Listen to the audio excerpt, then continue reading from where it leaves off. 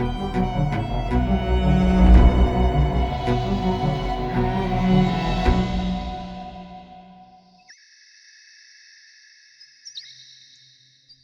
Ordenfall spent his childhood on his family's farm, just south of the Duvet Forest.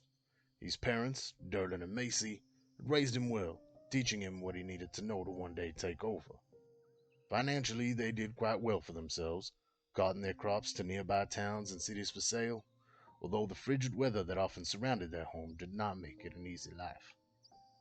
As is the case with most youngins living the farm life, John eventually sought to see what else the world had to offer, and so he left in search of what opportunities the neighboring city had for him.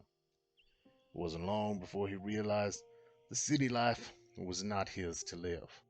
The boy who left, though, had become a man, and the man had met a woman, a blacksmith's daughter by the name of Cerithia. They fell for each other quick, and before they knew it, their love blossomed into a marriage and a son. The son they named Derlin, after Jean's father. Jean eventually returned home to his parents' farm with his family, where they made a life for themselves, a new life for his wife and son, but one all too familiar to Jean. They were happy, that is, until the day vile creatures from beyond the veil made their way into their home. After being driven from his homeland by the insatiable undead that now plague it, Jean seeks out those brave enough to aid him in cleansing his land of the foul fate that befell him and his family, and exacting the vengeance he so eagerly thirsts for.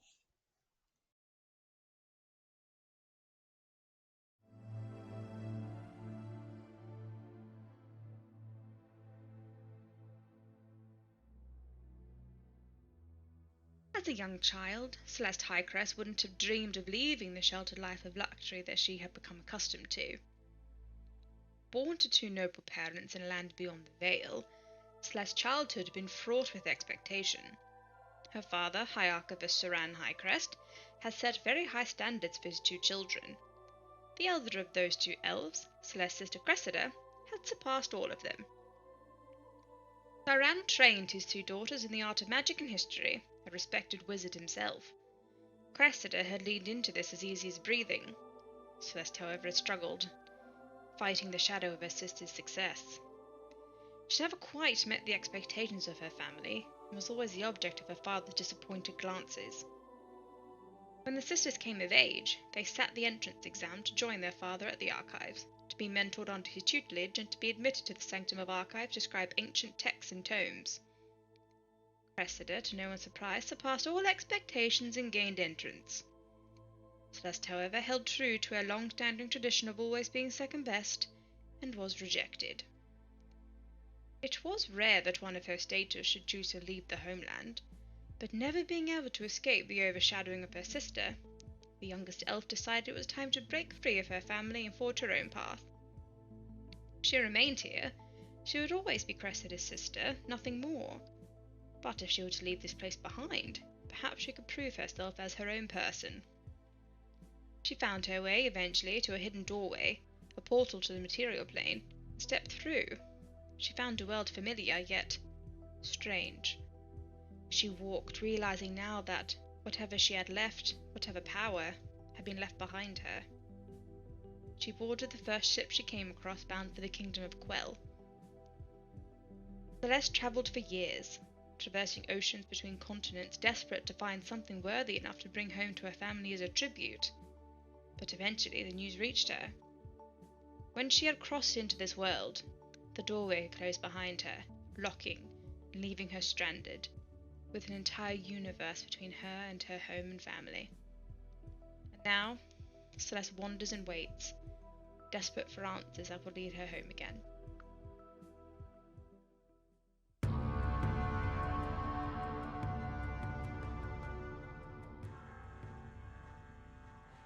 Drekik Yorksan, a white dragonborn who grew up in the area of Utevshal in Ogralan.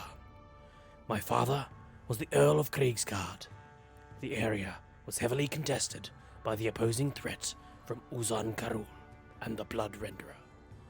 When I was 7, our village was attacked, and my mother was lost to us. My father, disappointed in my lack of strength and unable to care for me, gave me to the priests. They raised me and taught me the ways of the gods. It was here I studied the best I could, but as I stared for hours over books and scrolls, the markings could never seem to make sense. The occasional word I could read, but most were lost to me, due to this dreaded curse in my eyes, making the world seem blurred. It was only through listening and paying attention to the prayers and the ways of the priests that I was able to memorize the ways, without ever needing to learn to read properly. After 8 years of service, my father returned for me, saying that it was time for me to return and defend my clan. I never liked war. The killing and bloodshed did not appeal to me as it did my father and brother. One night, I tried to make peace with the enemy by healing their wounded and sick, but I was betrayed. It was in this way that the village on the border of Iswalan was run over, and I was banished from my home to walk a path of shame for the rest of my days.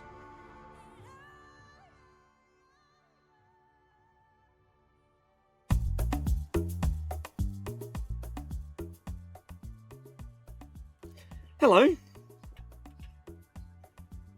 You're a cheeky looking fella. What are you up to? Oh, I think you must be a sheep. Come join us by the fire. I got a friend here. He's a fox. Yeah. Have some of that. Oh, that looks yum. My name's Ingwe. This is my first day here. First day out here. Yeah, fox. Nice. Yeah, my tribe, we tell the stories of the world. And when we're old enough, like me, ready, I reckon, we head out into the world and go on a quest, adventure. Well, that's what I want to do. I want to do a quest or adventure. Some people just, like hang with people and listen to their stories. But I think I want to do something exciting. That's my plan anyway. But you never know what's going to happen. I mean, I've lived 300 moons, but everything's so different out here. Like, you guys can't talk. Well, I'll figure it out. I'll figure out how to get you guys to talk to me, because this is a pretty one-sided conversation at the moment. Here. Nice. That's one-sided conversation, because you're a sheep, and you're a fox. Anyway, so as I was saying, we head out into the world and try and find some stories and try and meet some people. Some people like you could be the people, although you're pretty quiet. You could be the people that I meet and take back, and you can hang with me and my tribe, and we can tell stories. It's about a fire, Does that sound like a good idea? No? You probably already have someone to hang with. Oh well. Well, you're friendly enough as it is. So, the other thing we got to find is, we've got to get a scar. Some people have, like, emotional scars, but, you know what, I'm real keen to, like, get a cool one, like, on my shoulder, maybe, like a leg scar. Yeah, that'd be good.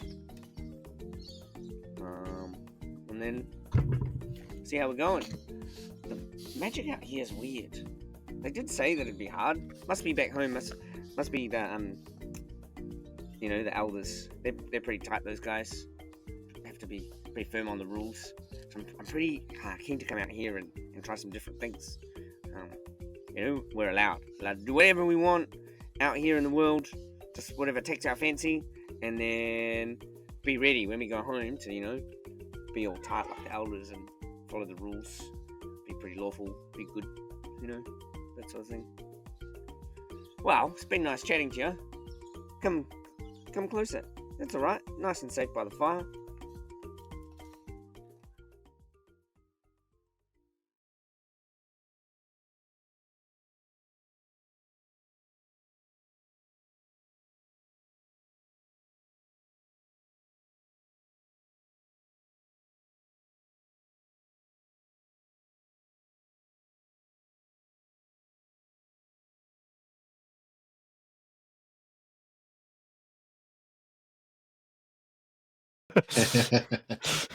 There we go. The first frame was literally no images because it always takes 2 seconds to warm up to our viewers, I think. Hello, Oh. everyone, and welcome back. We are missing Jacob right now. We're not quite sure where he is. Probably aliens, most likely. But welcome back to another one of our recap episodes. Today we're not going to be playing. We're going to be more chilling out. So I'm going to put some Forgot me happy, tinfoil hat. feel-good jazz music on in the background, just because why not? I don't think I have mine either since I moved. It has been confiscated by the authorities, I think. So we are going to be probed this episode. Is that what's happening? Well, I do have a baseball bat, so. I do not consent. That's okay. It's just going to be what's in his memory anyway. Hey, Here we go. So, what's happening? yeah. So, welcome back, everyone, to our recap episode. We're going to go through episode 60 to 69, but I think there may have been a typo somewhere because, according to what I can see, 67 and 68 is actually the same episode. But let's not get into that too much because I don't really know what's going on there. But, so today we'll be chilling out. We'll just be hanging out together. I think Laura already has some wine going. Either that or I don't It's know, gonna apple get juice. silly, you guys. Just Laura. Laura's gonna get silly. It's gonna get He silly. has bubbly. I've I needed it have after. empty cans of. I have a coffee. Mm. I'm gonna get so silly. Yay! Mine is Michael Bublé water. I can shave as we go on. That's a good choice. Bublé one. Every now and then you're just like Champagne in a can. Come up missing a Got Hitler moustache sideburn. on I should be doing this in front of a mirror. Oh, Charlie Chaplin. It's Charlie Chaplin. Yeah. oh, he did the Hitler joke though. So. It's not quite off. Not quite off. Welcome back to another recap episode. Today we don't have our lovely Doc with us. He is busy out conquering the world, and without us, unfortunately. But You're an amazing doc, thanks. yes, you did a very good job last time. It was very amusing, very fun, cool hanging out. I am Tom, the producer and idiot on the show. So if you have more dice than blankets that you wear at night because it's freaking cold, you come to the right place. I do that. I do. You do that, yes, you do. We have Because one you're of them. getting old. You're getting old. There's I do also think it's someone funny, though. else who's getting old soon. No, fuck off. Don't talk to me. Did she just give it away? Should we continue this? I mean, there's someone else, right? Yeah. Sure. Did we It's me. record a secret It's message me. like we did for Tom? It's not her birthday quite yet. No. Not yet. It's alright. I'm on my way to becoming like an ancient bog swamp witch. You're not That's even what half. I'm- that's You're what not I'm- even halfway there. I'll tell you that. And I'm building my way up to. I'm going to be like this ancient relic. It's like, oh, let me tell you a riddle, and you can pass through my swamp. She's Okay. the hag. I mean, you're That's it. you're not a hag, Laura. You're a lovely lady. Self-proclaimed hag. Tell me So- your firstborns. Here. Interesting. I can hear the digging from Narocto as he slowly moves further and further down in the picture. Alright, I'll get my coffin. I Well- just gave you a flashback Oh, to thank you, Doc. I appreciate that. Replay Drekic's death here. It's actually me infiltrating the game as myself. Fair enough. Well, maybe we should start talking about some of these previous episodes that we played, just so people can catch up and we can have a short little break, just hanging out, being goofy and weird. Yeah. The first one I have is episode 60, which was called Trust. And I think no one better than Celeste or Laura, whichever one you want, to maybe talk about that one, considering everyone else was literally not present. Look, my notes for that are a bit scattered because I was the only one playing in that episode, so it was they're kind of a little bit all over the place. But I'll go through my notes and then maybe Tom and I can talk about the actual events that transpired rather than just whatever this is. Yes.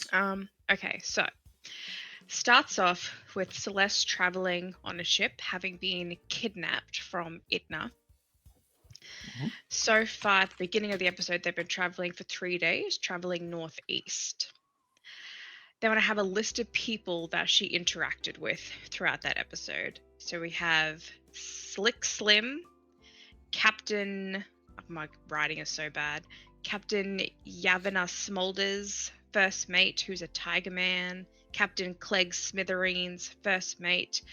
Isaiah, who doesn't have eyes. Captain Bloodbeard, first mate Skullface. Also Yvaro the Ogre, who was the person that killed Drekik. MVP. And, yes. I don't Celeste, like that guy. Celeste did not He's know alright. that at the time. No. Also met another character whose name was Sienna. Her sister's name was Ina, and she disappeared a year ago in Sahani. Sienna's sister disappeared a year ago in Sahani.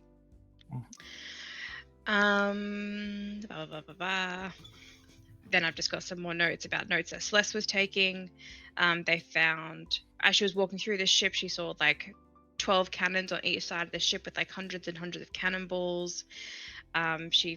As they were on the ship, she also figured out that Shadnon was on the right, Kronos was to the left, just in terms of like direction of where she was in the water. And then some more notes as well that Celeste took during the session. So I guess in terms of premise, my notes aren't that comprehensive, but in terms of what actually happened, so Celeste was taken from Itna and bound on a ship. During that time, she was tortured. She was beaten. She had like teeth knocked out. Like the crew would just come in and just like wail on her for like breathing. And then there was one person who Celeste related to in a way, and they also related to her because she was a woman on the ship of similar means, I guess, that Celeste had been on.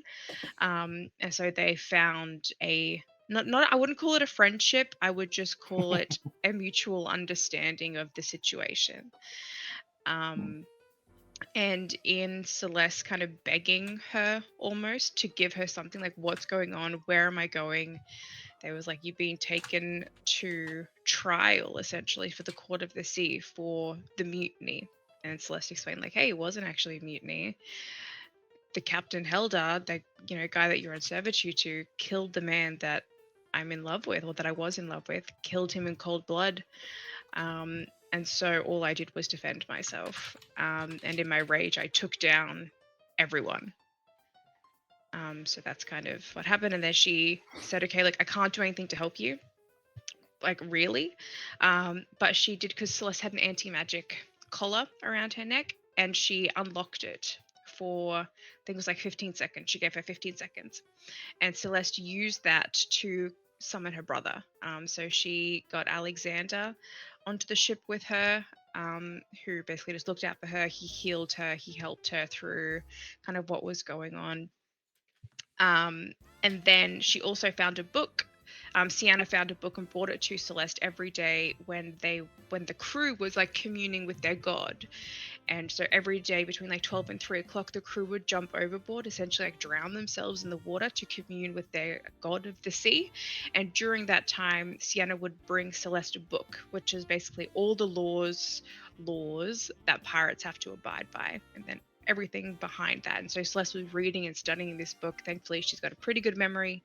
So she would just flick through each page, read it, flick through, read it. And one thing that she came across is that if a captain kills a first mate without a trial, or attacks a first mate without trial or without provocation, then that first mate by default becomes the captain. And then any acts done towards that new captain is then considered mutiny. So that was Celeste's draw card, essentially, was like, it wasn't actually me who committed mutiny, it was Heldar who committed mutiny because he attacked Rin. And so then that's what she took with her to the court. And then once they got aboard, they came ashore and all of that, and people were just like wailing on her and beating on her. They took her down to the cells in the island, and left her there until the next episode. Pretty much. Ooh, Pretty that's a much. spicy episode. It was a one-sided situation. And I The remember majority. the way that she was bound she was done like with her arms outstretched next to her and like her legs tied together as well, and so there was nothing she could do to it. Like she couldn't even recoil No. like through any bit. Like she was just wailed on. So All she could do was cry and scream. Mhm. Yes. So trauma. Yeah. That was a pretty good recap. Yeah. Bound and captured. I don't even need to watch the episode now. Although I will. Well, you definitely can now, those of you who have not watched it, because that is an episode that is of a very different variety from what you normally see. Because there's only me and Celeste. Similar to the one we did with Tam, it was definitely full of interesting surprises, I think. Yeah. And some bad rolls here and there. Yeah, that was pretty good. I think that's pretty much covering what I can remember as well. I think at the end of that episode, I think you did arrive at your destination. Yeah, so that's when she was taken down to the cells, and then one of the judges for the court, I can't remember what his name was, but he was like the young guy with like the black hair and the glasses. Patrick the Peen.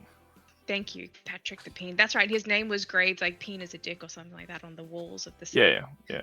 Yeah. He didn't have black hair. He had like red hair. Oh. Short red hair and glasses. Ron Weasley. And then Not quite. but he gave her a copy of the law book as well with like additional notes, which was handy to give her. He said what did he say? He was like, I don't like I like a challenge or something like that. And I gave her a book with like his own notes in it, which was interesting. So he gave that to her. It was pretty much he was trying to say that he wants everyone to have a fair trial. Yeah, that's pretty much what he said. And then he was also a judge, which you didn't know at the time, which made things more complicated. It was like this mysterious cloaked figure that came into the cells and was like, "Here, have this book." It was when, because in the next session, before we get into it, I was going to say, they felt like the closest thing you had to an ally amongst everything there, considering everything that was going on. So, yeah, fair enough. Yes. Yeah, but it was a very interesting and emotional, and it was also one of those episodes where you, as a player, have to trust the DM because you have no options. Like, you have no options at all throughout the whole thing. Like, the way that, like, you're bound and gagged and, like, you have, like, anti-magic. Like, you've got no options but just to sit there and trust that the DM's just going to just slit your throat. And it's like, okay, well, roll a new character. So. I hope you've enjoyed this so far. I mean, death can be a motivation if you want them to die in a certain way. So you can't hurt them until they die in that certain way. So that, in this case, they wanted you to be hung. Yeah. And even Helda came and spoke to her during that, when she was bound as well. Like, it was just her and Helda in a room together. Yeah. Which was also super emotional. Yeah. Yeah. Interesting. Well, Doc had a question for you about this one, actually. Asking, I believe this would be straight to Tom, but by all means, both of you answer if you got something. You have been doing a group so far. How did it change to DM for just one player? Well, I kind of did that already with Adam when we were playing with Tam, and he had to fix a few broken individuals in my Grey's Anatomy episode, as I call it. This was a little less Grey's Anatomy and probably a little bit more The Punisher, but I think I actually kind of like it playing just with one character, because that's when you really fully get the scope as a player of what you can do, because you can do whatever you want. You can go wherever you want, and you don't have to share time or share the scene with anyone else, and that can be quite cool.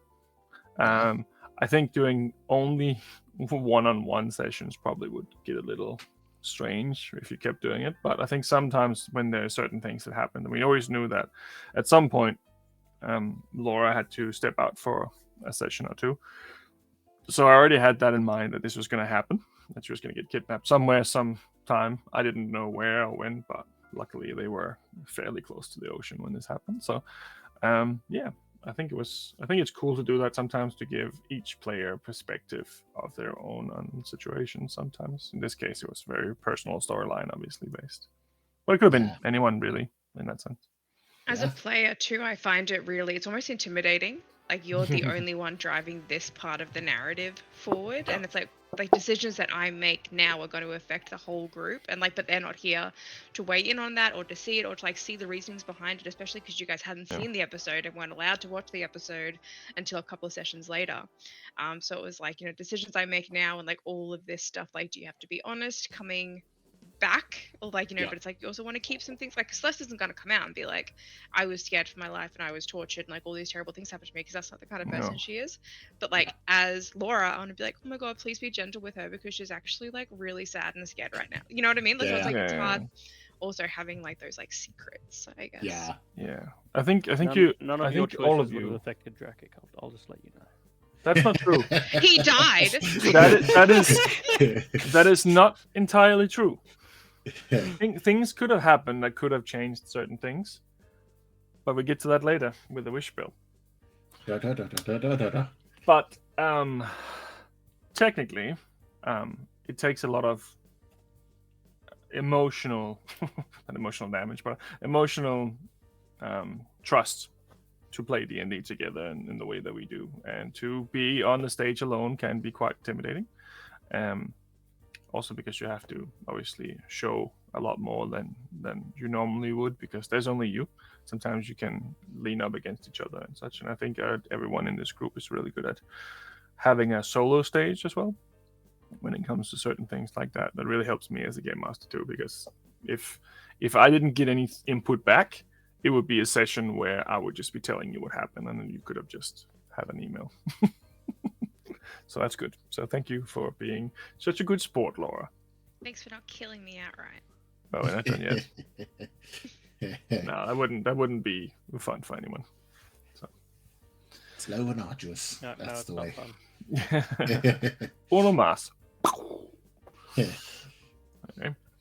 Well, I think the only notes I have here was Celeste has vacation.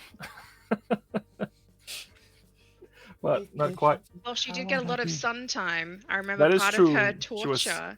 She was sunburned, Yeah, she was strapped to the deck throughout the entire day and just let no water, no food, no nothing, just baking in the hot sun on the hot deck. That was part of her torture. Yeah. So Yeah, damn. It's because they had to be treated nice, and if she had a sunburn, it meant that she had fresh air. So they were like, fine, you want fresh air? We'll give you fresh air. Just tied her down and just left her. Yeah, boil it out. Yeah.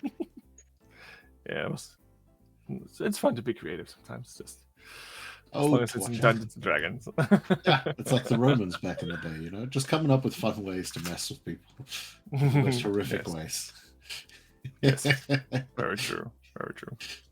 Well, that was at least this episode where it was just us, pretty much. And the next episode, I presume 61, Court Adjourned. That was a little mixed because it does start with the rest of the party, and eventually you meet up. I wasn't there for this episode. No, you were not. But you were also I dead. was recovering from having pneumonia. True. That's true. Yeah. Death in real life and in game. Yes, I was old in real life and in the game. It was a fascinating experience. Fair enough. Do you maybe want to take that one, Shirok? Sure, yeah. If you have any notes, of course. I do have notes. Chicken noodles, $10.95. Chicken noodle, $10.95. That's all you notes. I love me some chicken noodles. Bye. Let's see. There it is. Okay, cool. So, the beginning opens a little bare bones. I just have a reminder that Jean wanted to be called Iron Hand Phillips while on the waters. Iron Bud Phillips, yes, that's right. Yep. Very important. Yeah, very, exactly. It didn't quite stick. That stuck. Yeah. Call me Iron Hand Phillips. Okay, Jean. I have listed here the two docks which we were approaching. So this was us basically making our approach to the island in which court would be held, from what we had understood of the circumstance. And there was the Pelican Bay and the Sabre Shores, for which I believe we ended up going to the Sabre Shores. Yeah, the Pelican Bay was reserved for the high-profile individuals. Yeah, and we were told that it could be up to 24-hour clearance, so we were like, we got to figure out a way to get past that in some way. Hopefully, these guys can talk us through or something. We then jumped over to Celeste, who was woken by the sound of her fellow inmates from neighboring cells. She spent some time memorizing her notebook, and on the wall was written, "Patrick the Peen, fuck you." Yep. Yep. Let's see. We then headed in, dividing the crew into two, some on the Belching Bear, others on the Barrage, keeping one ship back and the majority heading in, which involved Captain Bob John Jack, Watt Jean, Ingwe, Safaris, and 3 crew members. Takes nearly an hour to navigate almost half a kilometer to enter near the Ripe. I don't know if I got that correct. Yeah, Yep, the Ripe. that's Okay, right. cool. The right. And eventually ended up at Sabre Shore. Cap tells us we're headed to West Nook. He points out the 2 mountains, one with a lighthouse and another with a keep of sorts. Cap then points out the courthouse, seemingly made of old ships. I'm going to skip that because that is unimportant. There we go. We spoke to the harbor master. A few minutes of waiting, loud bell begins to ring and people begin to gather by the court. Individual. That's shouldn't be there. Individual has interesting striped pants and a ship-shaped gavel, which I believe was the judge once they made their way up. He wasn't quite the judge, but he was the speaker. Yes, yeah. 8 fancy chairs and a single simple one. Celeste is led to a pen to be held in the meantime with guards on either side. Gavel strikes the board that causes a booming sound. Celeste, charged with mutiny and destruction of property of the Dark Howler under Heldar. As Heldar steps out to speak, the 9 seats are filled. And I have the descriptions of the 9. I don't know if we want to go through all 9 of those or not. That's up to you. I mean, I got something there. I can always come back to it. 9 pirate lords, let's just say. Yeah. Only 9. The 8 that appeared first, and then finally at the featureless chair, one which Celeste seemed to recognize, was Patrick the Peen, who had 15 crosses tattooed on his arms and rolled sleeves, short red hair and glasses. Ship's story. Heldar story, sorry. Ship from the Dragon Empire was attacked. First Mate Rin was ordered to do something. I missed. They refused, and Celeste then blew up the ship. That is the super summarized version. That would probably have gotten her hung, but yeah. that's what Heldar was claiming, yeah. Yes. Celeste claims Heldar tried to execute Rin without trial. Celeste suggests the Truth Circle, to which she is refused. Man, some of this is really mistyped.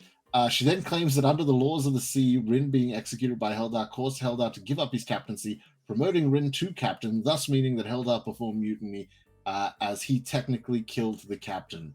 Amari calls for Celeste to be hung. Patrick brings up that Rin was a good swordsman, and so Heldar would have had to have gotten the jump on him. Man that begins unchaining Celeste turns to mist when his head is hit by a cannonball from the shore. So that would have been after Celeste would have been declared a free individual. Yes. And then a battle ensued as we were all booking it and running and fighting and all sorts of chaos while cannonballs were bombarding this place. And Heldar was trying to escape, who seemingly disappeared right towards the end of this trial. At the end of it, a few people were killed, and we managed to get a bit of loot from some of the individuals. The cauterized wound was destroyed. Ingwe spots a woman with brown hair, arms tied, and a gun pointed at her head. On the ship, Heldar says, "Any last words?" Which he managed, I believe he read the lips of. Yeah. And to which the woman just responded, "Find her." Vario the Ogre, first mate of the hulking presence, which we believe was the guy who killed Drekik. I believe we managed to take them out amongst it. Sorry, my notes are not the best for this one. I was writing quickly and sporadically, so words are mistyped a lot here. Also, I think you missed that the individual with the gun to the head also got shot. Okay, there you go. And then dropped in the water, like. Yeah, okay. Yep. That I did not have, yeah. Nope. Dead, I'll add. Dead. The creature is the ship, likely the one that opened the portal. 80-odd years ago, Celeste took Heldar's ship from him, so to speak. And lastly, Sepharis, we found had the bracelet that seemed to match the werewolf that we had encountered some time ago.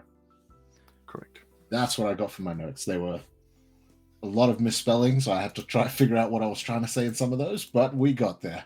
You got confirmation that Skullface was killed as well, because Sephiris had taken her head off, where you've seen them come back from the dead the other times, and it seemed like this time she stayed dead.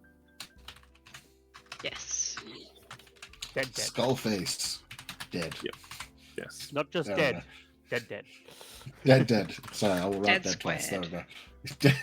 Dead, question mark. There we go. Red Dead Redemption. Just dead, no redemption. Very well. Yeah. That's pretty good. Cool. I think that pretty much covers the majority of that. Yeah. Oh, yeah. Very cool. I don't think if there's anything else, but no, I think you pretty much covered it. Yeah. Oh, Celeste is permanently branded now.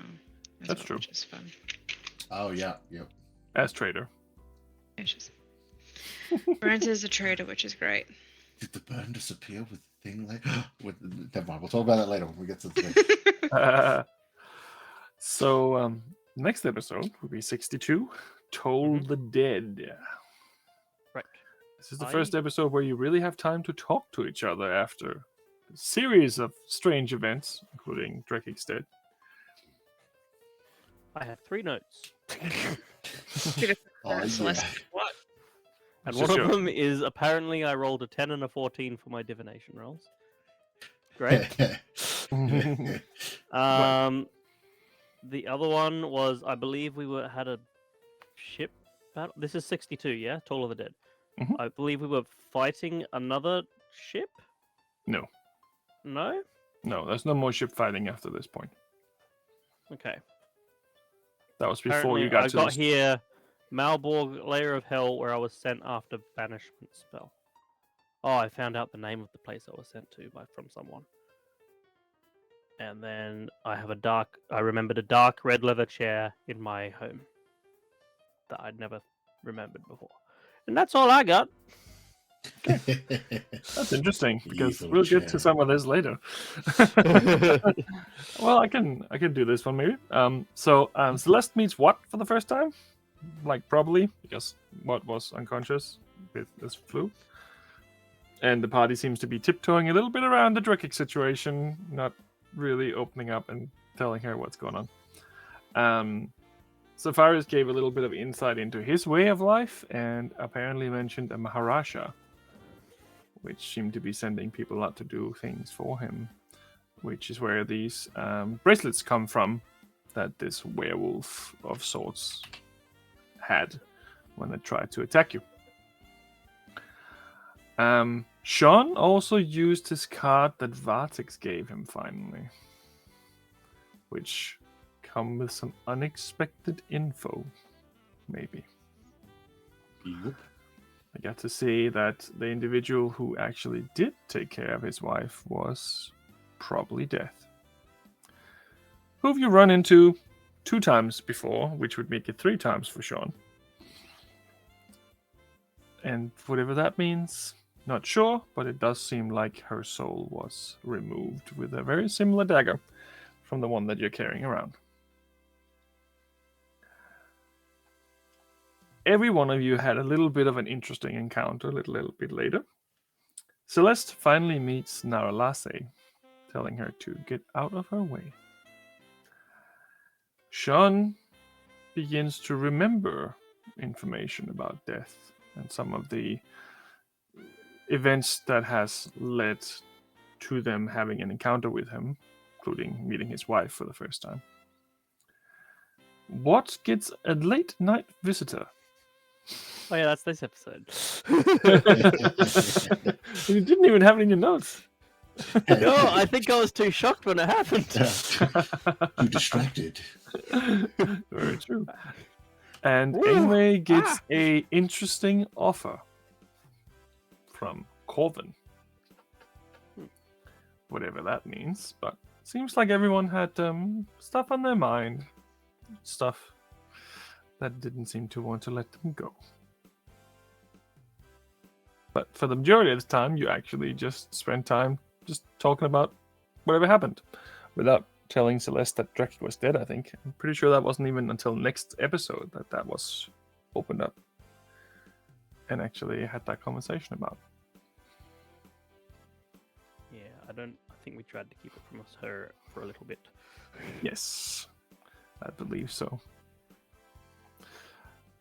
I think that, unless anyone has any more information, I think brings us to episode 63. The only... no, actually, I think, yeah, Ingwe, the deal. He got the extra spells. What? No, yeah, I think that's pretty much everything. Yeah, so you got an extra yeah. spell slot, yeah. Yeah. He was told to lose the hammer. Yes. Yeah. That's right. That Yes. might bite us in the nip later. And it seems that both Colvin and Vartex don't seem to necessarily agree on things. But Yeah. I think that's Ingwe's problem for now, considering he seems to be the tug of war at the moment. But, yes. The whole campaign revolves around Ingwe. Well, I mean, it's a campaign of choice. It always have been. Well, so episode 63, Seaworthy. Seaworthy. Alright, I got 5 notes for this episode. I have none because I wasn't here again. Episode 63, Seaworthy, was streamed on the 24th of April, 2023. If you have more dice than character mood boards, was the intro for that episode. At Very first, important. I thought this said Shirok, and I was like, mood boards of Shirok or like Shirok mood boards. So I was very confused. Everyone has multiple Shirok mood boards at home. Like it's like a calendar at this point. Yeah. It's just Take your Sean laying screenshots now, naked, I'll post. laying naked on a trunk, and then his axe covering his Bible. Make a calendar out of those poses, guys. Go, go, go. How about you whisper Lascenriel to me? I'll always return. There's another word for return, which I You was can gonna have hire the me same to joke you can hire someone to dangle me off a cliff any day. for. That's later. We'll get to that one later. Yeah. Dingle dangle. All right. So my notes: area of La Guerra that was frequently. I didn't write anything after that. Frequently something Visited visited. by Hilda. Helda. Okay, thank you. 'Cause I was just was The frequently. voice of God. Hello. something. Yes. There is a statue of Drakic in Hjelteland. Ingwe reefed the ship. When he went up against the thing. And then I'm guessing that we made it back to Itna and docked and got off, because my next note is Celeste places a bottle of wine in Dracic's statue hand. So I'm guessing that's... Is right. The majority of the episode you were actually lost because I forgot that you have a certain feat. So because of that, you ended up having a little detour into Shartanon. Yes. So And we suddenly went there up was way too many and then turned around and came bridges. back. Yes. Like, Which oh, we don't want to be here. probably lucky because that was Yeah. an interesting place. Home sweet home, Sean. Yeah, apparently. Ingwe cast confusion on a bunch of randoms at the shrine to Drakic. Yes. And then I'm guessing we then went to that temple that was like with like the red ceiling, like the red glass ceiling. Because then I've got Temple of the Snake Guardians. The wall is decorated with carvings of soldiers with hammers on their shield, fighting creatures that look like snakes with only mouths for head, spiraling serpent motifs, Yaroslav name written, the first king of Itna. Soldiers disappear and transform into serpents. So I guess that's part of the motif on the wall. And that's it. That's it for my notes for that episode. Oh. I'm the note taker.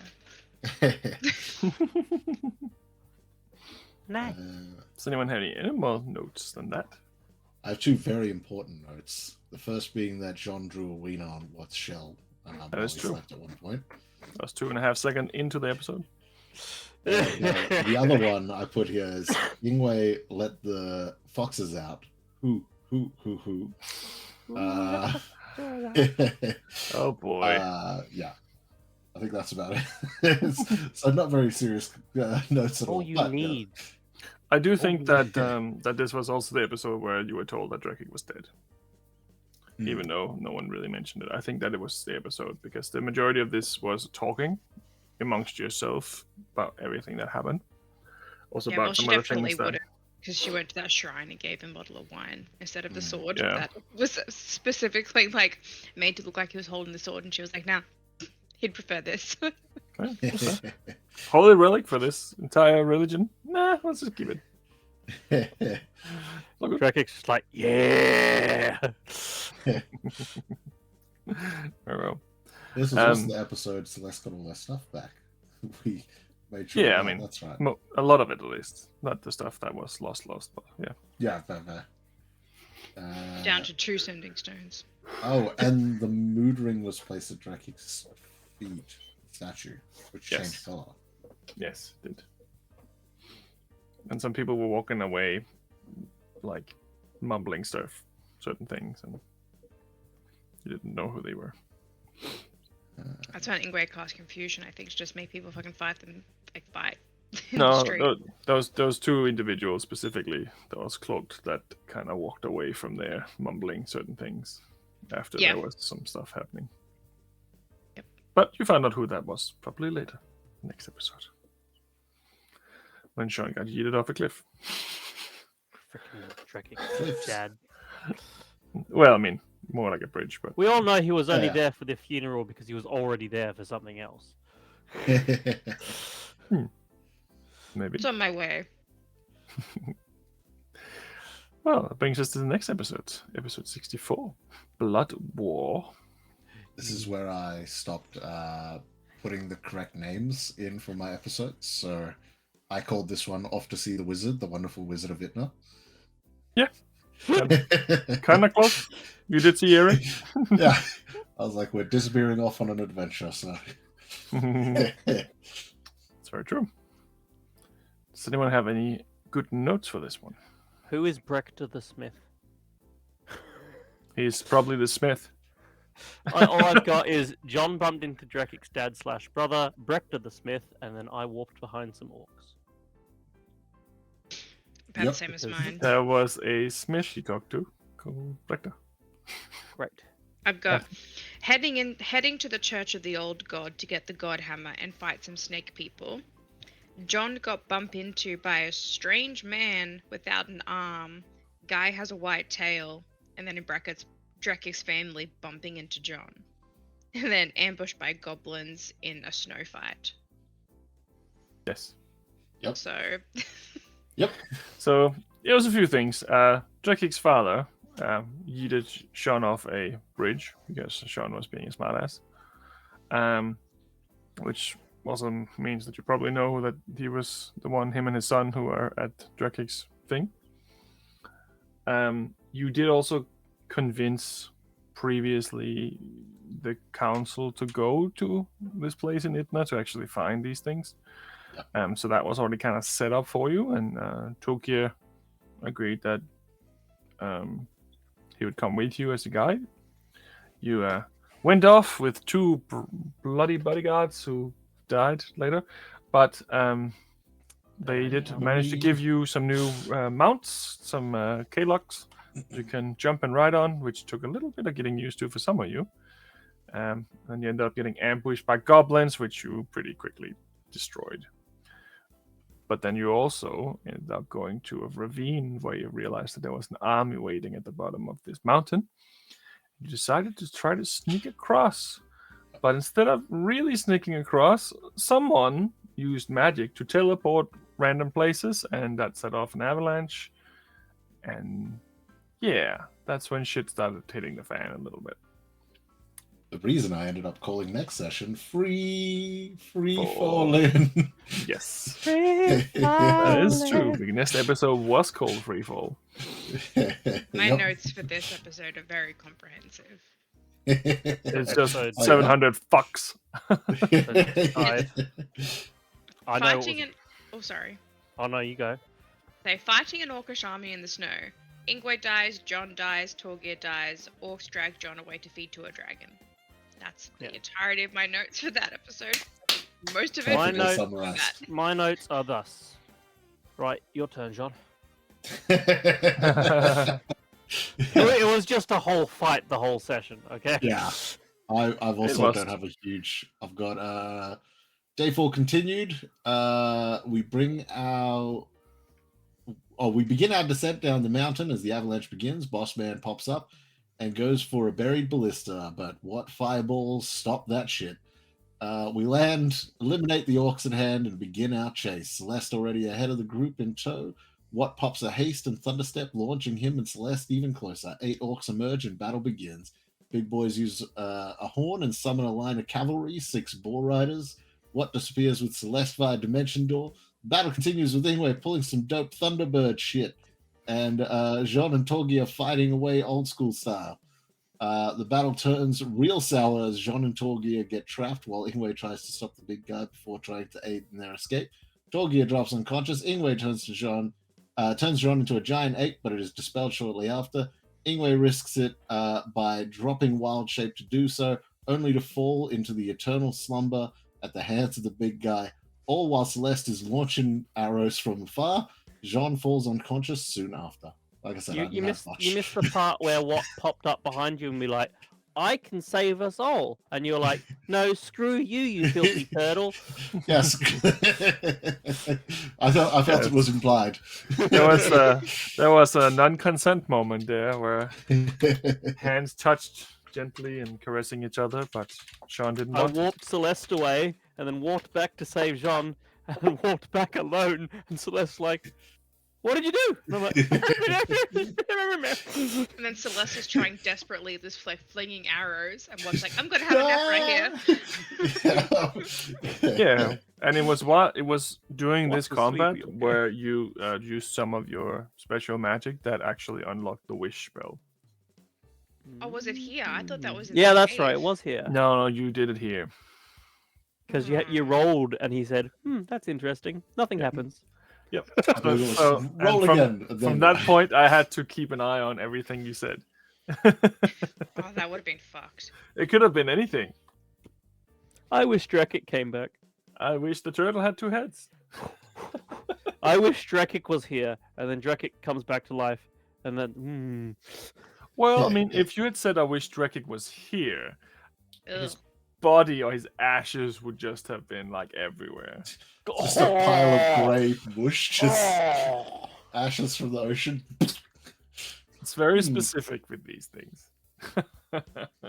Yeah. just this dead corpse appears and just And, confetti. I mean, theoretically, if you said, "Oh, I wish that Drekik was still alive," then Drekik would then be alive wherever he was left, which is at the bottom of the fucking ocean.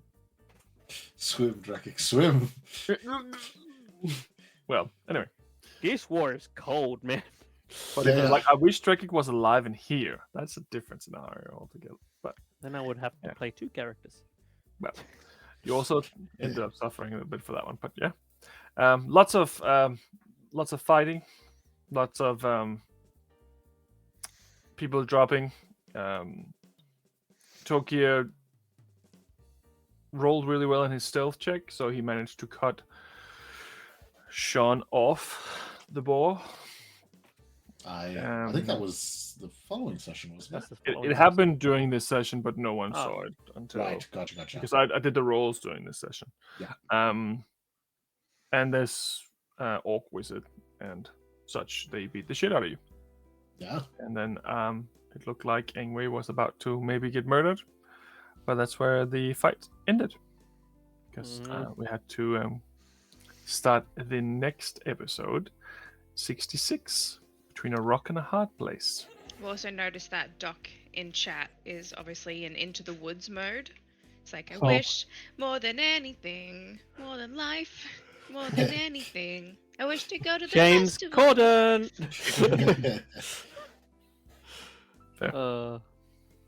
He's deep into that. It's The amusing. next episode started with fair. a beheading, if I remember correctly, which Yep. shocked us to the absolute core, and made me think, "Oh, Tom, you've done it again." I remember Celeste just sprinting towards Ingwe's body and just firing off arrows as she's running. That's like the That entire That was like one of those moments I started the session, was like, right, we're going to save Ingwe. And then he was dead, and I was like, we didn't. What? Yeah. Yeah, I was convinced that this session was going to end with 2 of us dead. I was like, I don't know if Ingwe's going to make it. It's going to be close. 3. It would have been 3, because if Celeste and Watt had been the only 2 left alive, Celeste would have definitely killed Watt. Yeah, fair. Yeah. Oh no, look at this! Celeste made tortellini! Oh no, my friends are dead. Nothing's stopping me now. Yeah. Oh well, murder. Fair. He was like that when So- I got here. Vartex was the instigator of saving Ingwe by swapping his body with an orc body somehow in weird magic. He didn't even swap him. He just used Disguise called? self, but disguise others. illusion. Just used Yeah. illusion magic, which he's done so many times before. Did we kill that orc that tried to? Yeah, we did. He died. Yeah, he died. We then followed the orc people to camp, and by followed I mean everyone hopped in the necklace, which was weird and strange for Celeste to do, but she did it. And what went full beast mode with the speed. Pew! And eventually came across this body of Jean lying in the snow. Yes. Yoinked him into the necklace, and away we went again. Yes. And then we got to the orc camp, and we let Vartex out with the express instructions, which he completely ignored, and then made all the orcs turn inside out. Anyway. Lovely. And you started realizing that maybe this whole contract wasn't as good as you thought it was. Mm-hmm. But we freed the prisoners that were there. We collect John's old ring of dark vision, because one of the orcs had that. These were the same orcs his from the hand. cave that Yeah, you he had his died hand. the last time. And his undead yeah. hand that was crawling around, which you obliterated. Yeah. He squished. Well, He gave it a squish. I don't like undead things. Undead meat I especially. then tried to read the mind of a madman prisoner. That was a mistake. Because then I had to make a DC 16 wisdom saving throw for every spell I cast forever. Yeah, that was cool. I It like wasn't a mistake. It was entertaining. Yeah. There's been a lot of curses in this game, I must say. And then I talked to Vartex and asked if he noticed, because obviously he's aware of things that happen outside because he saved Ingwe. I was like, did you notice me doing any late night escapades by any chance? And he's like, no. Mhm. Meanwhile, Well- Vartex sitting in the corner with little opera binoculars and popcorn. So, Oh no, there wouldn't be popcorn in that scenario. So I think it did mention it at the time, but you would never know if I don't tell you. But during your time in Gradward, there was one moment where you were affected by what's it called? Pass without a Yes. trace. But none of you knew where it came from. That was also latex.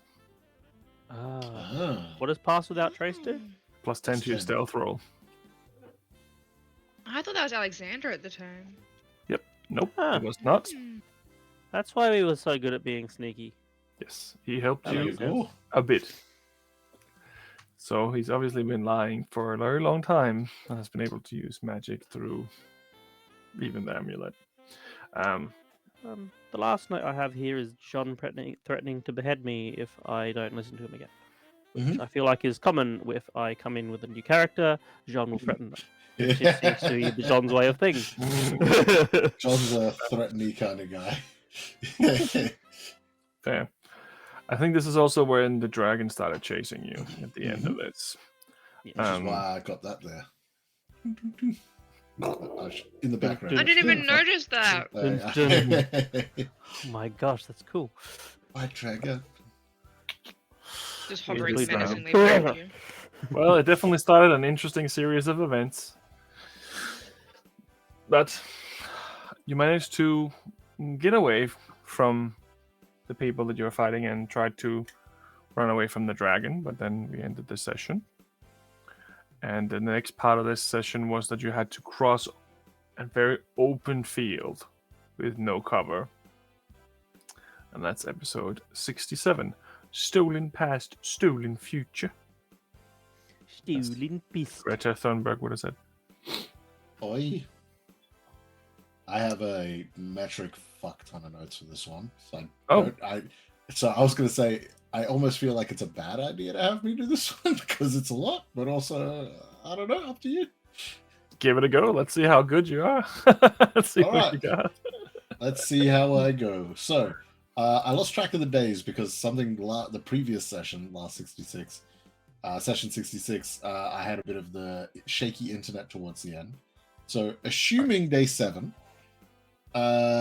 dragon follows from the clouds as we make our way across this wildscape, this open plain. We book it for the tree line and try to use that to defend ourselves. Using a series of different tricks, we managed to escape ultimately. Jean using his axe like a grappling hook to pull himself up into the trees, while others were using spells to lure in different directions and start fires. But ultimately, in the end, we believed we got away. Whether that was ultimately the circumstance, we didn't really fully know. The dragon stalks, but is lost from view halfway through. Stone cathedral-like entrance at the base of a mountain is later found. Moon phases carved into the base of this dipped stage of sorts. Images depicting the gods building the mountains to divide the races. Crude depictions of the creations of the world, gods standing around an hour-shaped like world, placing creatures and other such and others of the likes on it. Behind them, they each have angels watching over their shoulders. Some angels are seen sneaking off to the material planes unnoticed. Once the gods found out, there were 7 angels who were caught doing so and were banished to the material planes. These angels were, here's hoping, because we had a contest about spelling. I think you got the most right. Or was it the right? I got the least right. Oh, I'll put them in the chat for the right spelling. Yeah, I think I updated it, but we'll find out. Gizelor, or Giselor, Korovidan, Haldaronan, Varatorex, Grizahan, Isilmore, Diodaros, which presented 2 feminine, 5 masculine figures. They were cast out and cursed by the gods.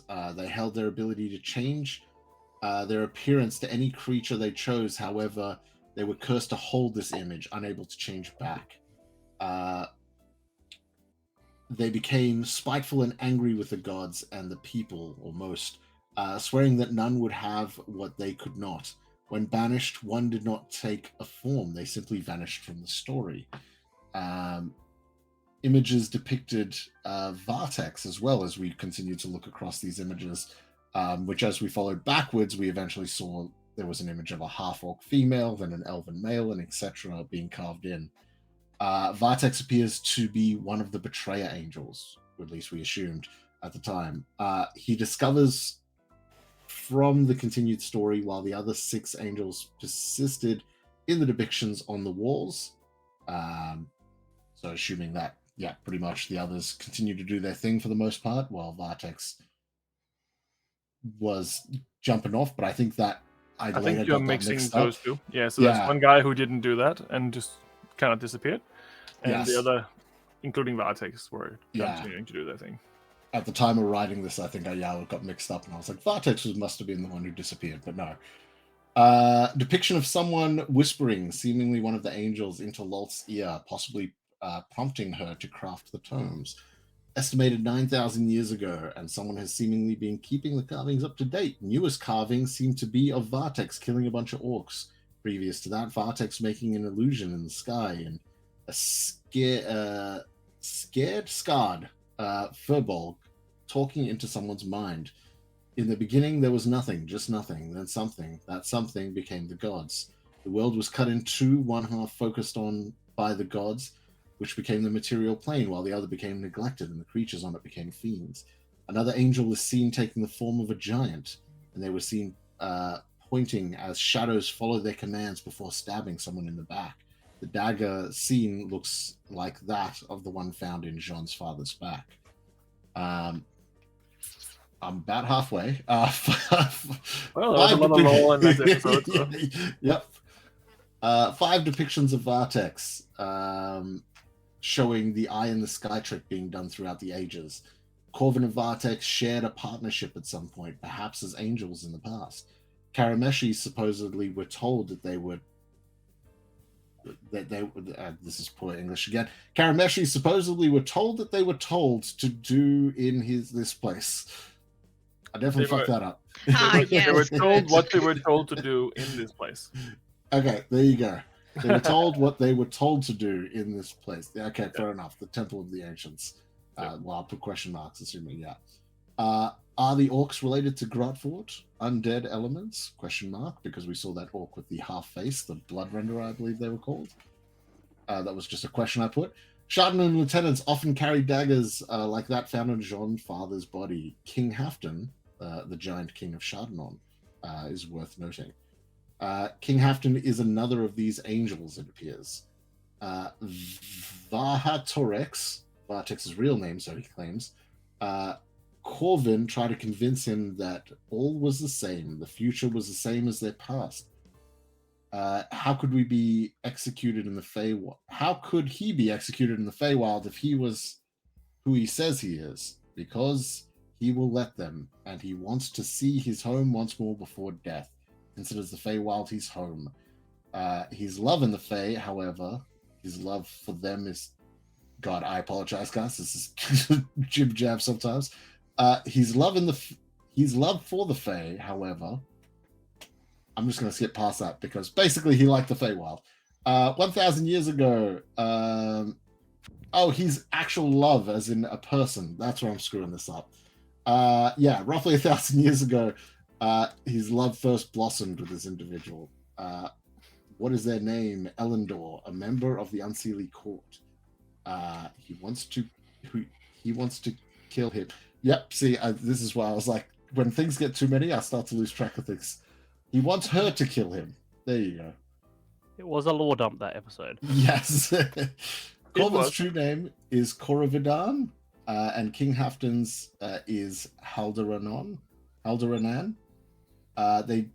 The disappeared angel, who are they and what is their role? We came to the conclusion that they were Azelmore, and that they had nothing to do with anything here, so we assumed. We just wanted to destroy everything that they made, was a quote I put in next. What does Corvin want? To destroy as much as he can, possibly even taking out a few gods on the way, or perhaps even becoming a god himself. Vartex responded with, I'm trying to be weak because I want something. To break the contact that was not held on Vartex at all, the contract, God, see, I miswrote the word. To break the contract that was not held on Vartex at all, but only applied to us. However, Vartex abided by them regardless, or so they claim. So we learned that the contract was pretty much a farce. Except for you guys. Yeah. I've also got here who made the tattoos, which we came to the conclusion that it was Lolth. Are the images a prophecy or a growing and changing image that adjusts with history?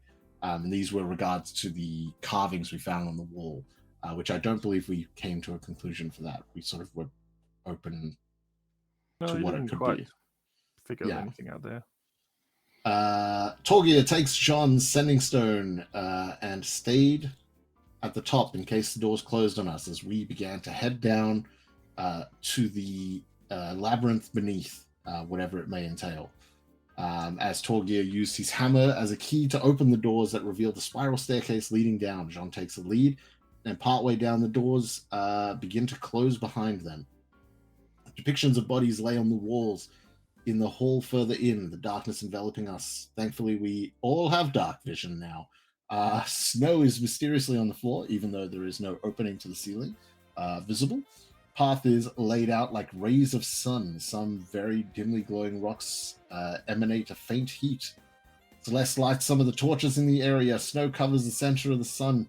Stone wall, like a door, stands opposite. Walls in the round room are covered in engravings. They appear to be like those in the Snake Temple. And yeah, that's when we had the big fight. As the headless snakes, more or less, the toothy moored serpents came out, and then suddenly a massive red one burst out from the center. And I believe it was Celeste who had the brilliant idea of looking at the wall for clues as to how to beat this thing, because we were really struggling to do anything to this thing. Yeah, it was immune He to ate anything the at fireballs and did nothing. level Yep. 3, and Les was immune. Any damage, including magical, was immune Yep. until certain things happen. So. And then immune to And- charms as well, because why not? Yeah. And everyone followed Celeste's instructions / lead and started putting blood on their weapons. And for some reason, Jean's was the only one doing anything. And How then peculiar. upon, yeah, Strange. and What a upon weird- taking this thing out, Jean began to glow like a lightning inferno, which I put word for word because I thought that was a really cool way of describing it. A golden tree began to form before them. Branches form and disappear just as quick until only 4 branches remain. Man with a young boy, woman with a young boy.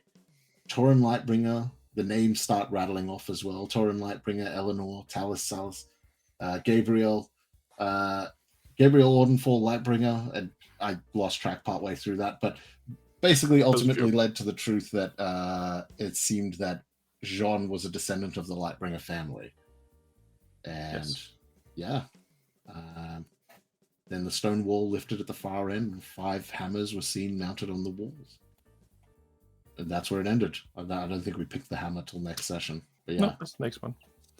Yeah, that's true. Yeah. And then I'm not sure if you remember this, but you met Drekik in the city of Vicandris, which is named after Vikander, who is your great grandfather. Yes. Yep. So that was an interesting Yeah. plot twist. Yep. Unfortunately, it didn't mean so much for Drekik because Drekik had that as part of his story quite heavily. He was looking, maybe even searching for the descendants, but yeah. Oh, It's there you go. okay. There It's you go. okay. I unknowingly gave Jean a book that Yeah. is helping him a lot. Yes. I feel like Drekik unknowingly accomplished his task.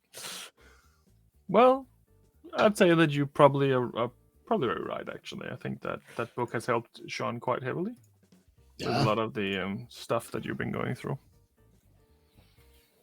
But more things happened when this happened, and as light came through Sean, he also probably gained a little bit of insight into his class, and other people were suddenly cleared of curses, including Sean, where his Thank brass goodness. band finally fell off, Yep. and I Watt's just made the curse sound effect for it.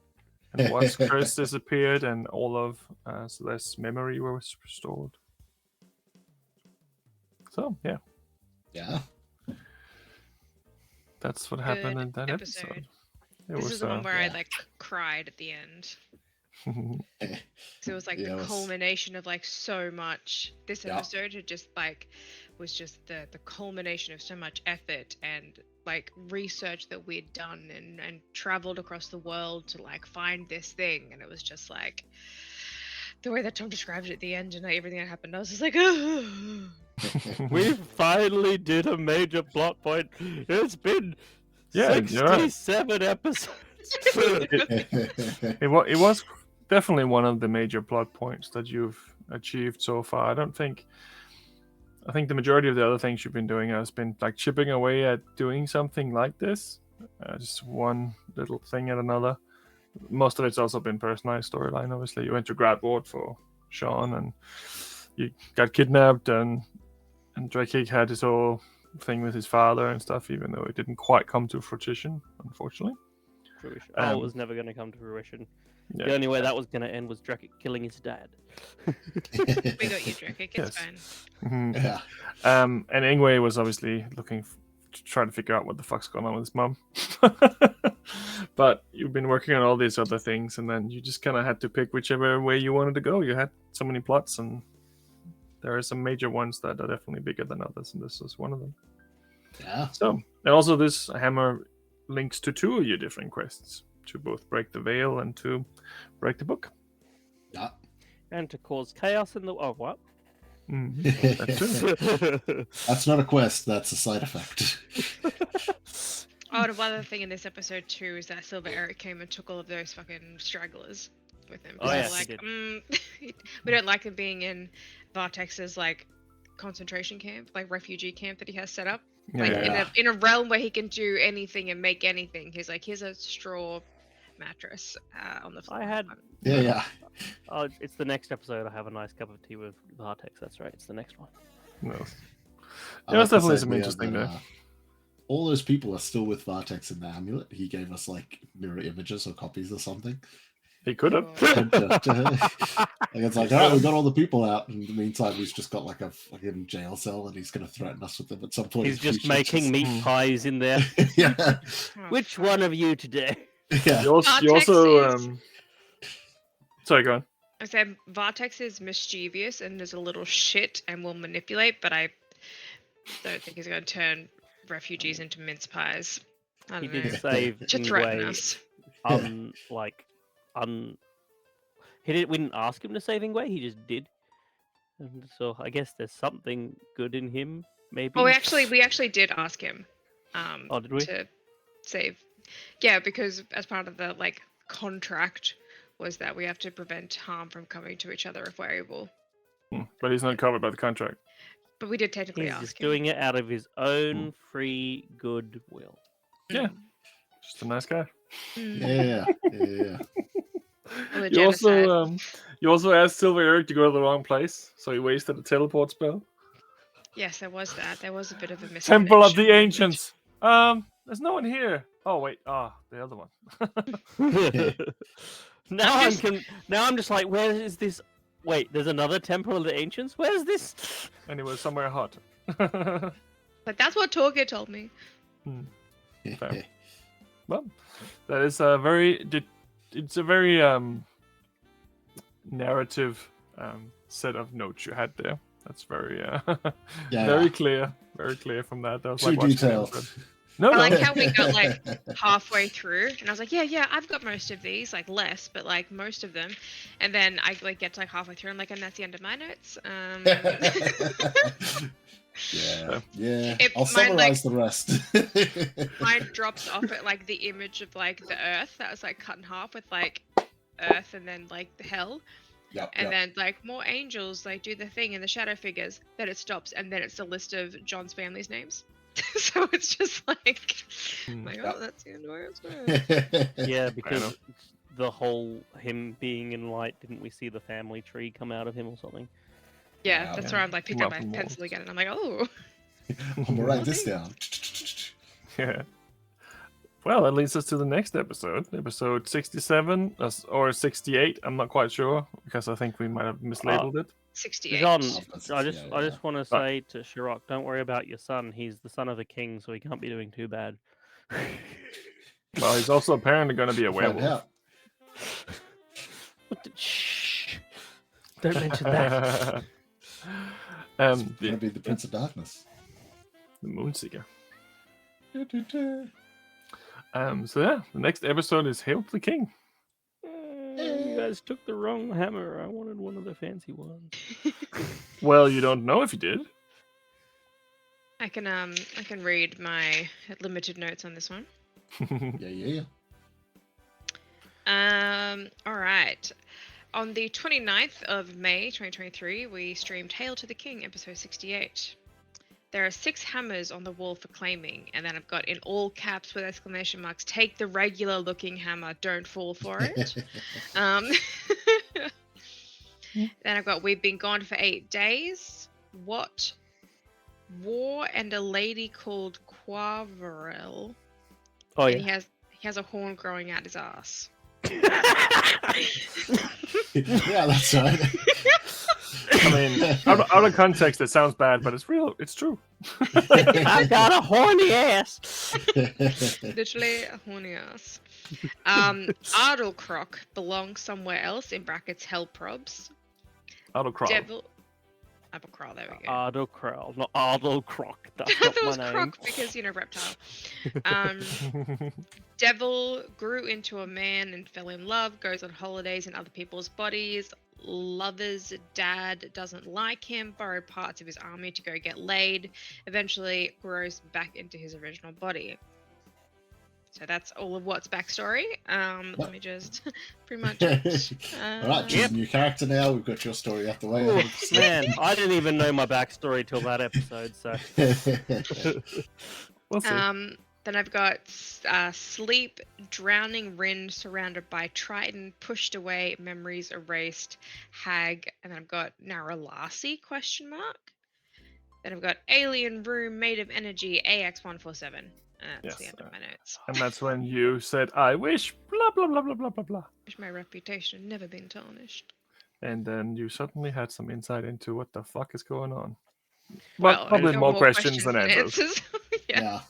I just want to add that Ingwe tried to do detect magic on the hammers and got paralyzed, and then I tried to do detect thoughts on Ingwe and also got paralyzed.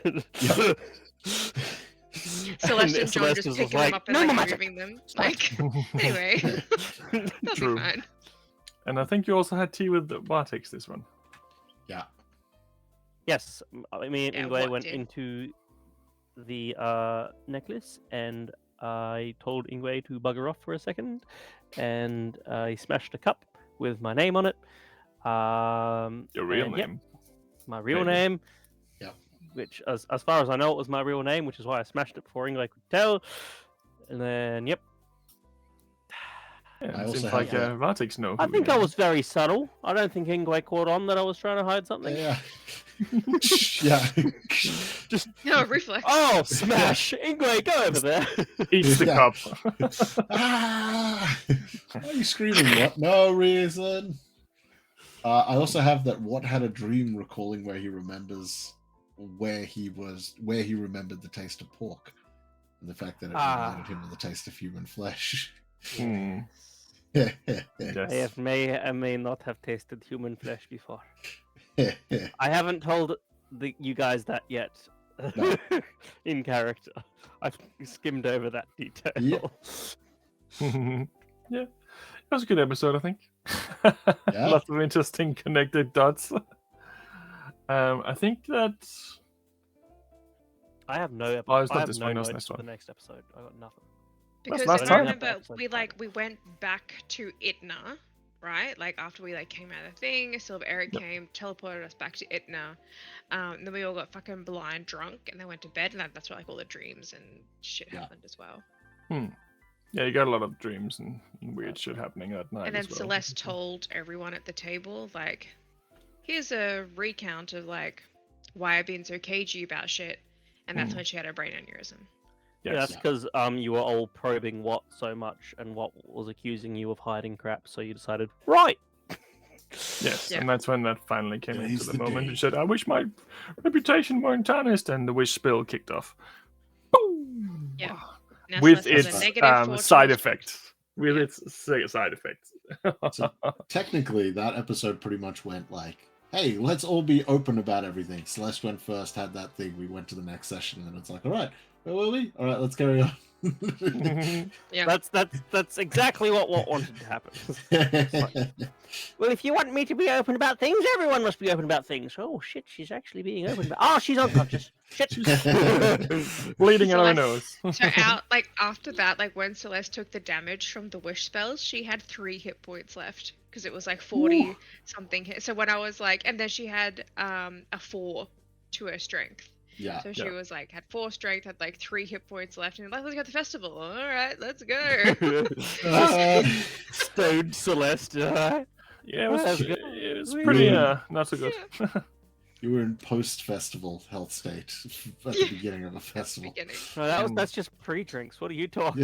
Yeah. She's drunk at the moment, but we'll get to that. Fair enough. The only other thing I have, which I don't know if it was mentioned or not, was the interesting realization that Watt's book said, "What am I?" and the "am I" was scratched out. So it just looks Yes, like it's that a is what. true. So the name that you have probably isn't even a name. Yeah. I love how the only details they gave you for my character was like, he's a turtle and this is his name, and you've twisted that to your own evil schemes. I am the danger. Well, I mean, the best way when people do something like that and give you a background story, where like, I don't know anything, but I have these important details. It's always best if you fuck with those important details too, because then they don't know either. You can't kill my family if I don't have a family. Well, I can kill you. I can I kill can give you a multiple family. times. You suddenly have a memory of a family. You love them very much. You spent so much time with them. You have held them in your arms as they grew older, and then splat right in front of you. Ah! And then ate them.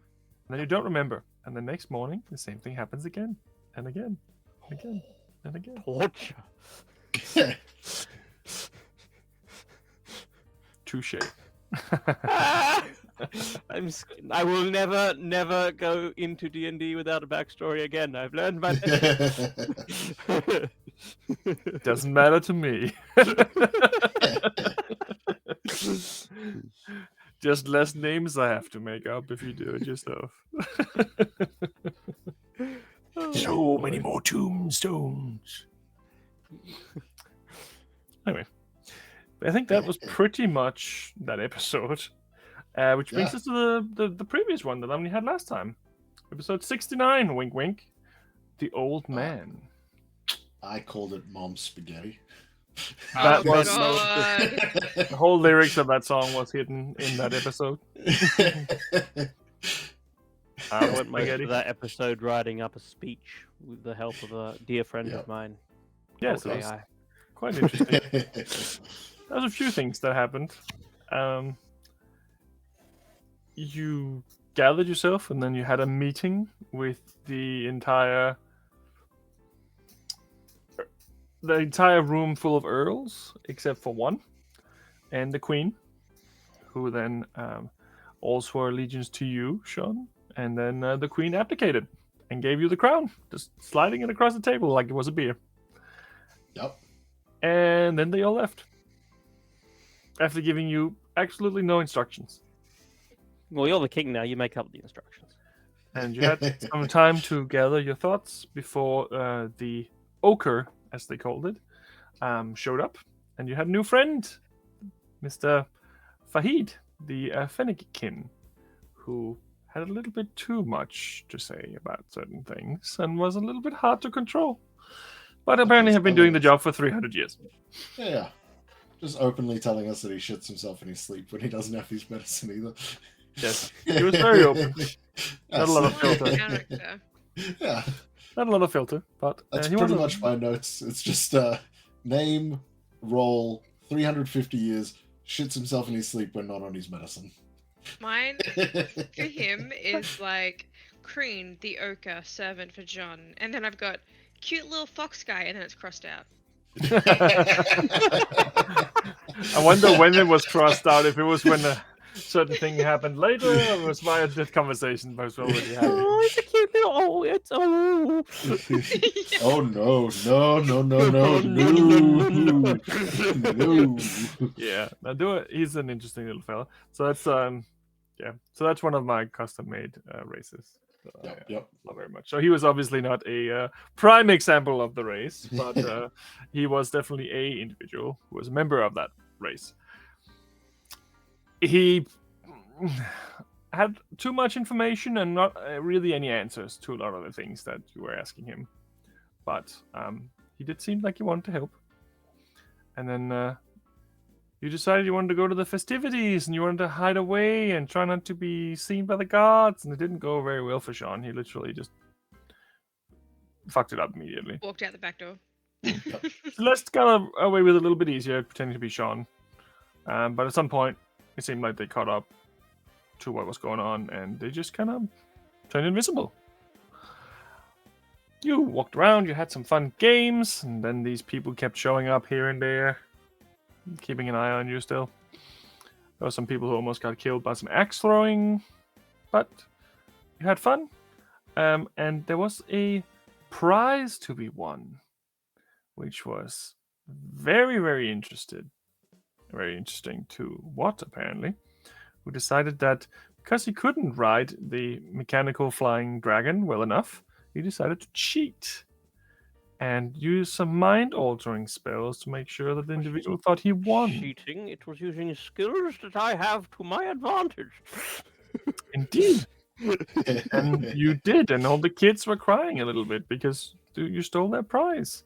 I didn't. And- I fair and squarely manipulated his memory. I believe the second time you just literally fell off like The immediately. first Like, time I was getting really close. The Yeah, second yeah. time I just fell off. and then they're just like, all right, you fell off Which- immediately. Here's your Which isn't bad prize. for someone with 0 strength modifier. Like, Yeah. Yeah, you did well, but you did tell Sean about what you did, or he saw it at least, I think, and Yeah. he called in the CIA, and the Ochre and his friends decided to give Watt a little scare, which was not entirely on par with the festivities, but let's just say he was dangled from a cliff until he came to the realization that he should have changed his ways with a little bit of help of magic. And then Sean decided that that was not okay, so they undid it, and then suddenly Watt remembered everything of the scary parts too. So whichever path you chose was the right one. That wasn't it. So that was an interesting little scenario. that was funny.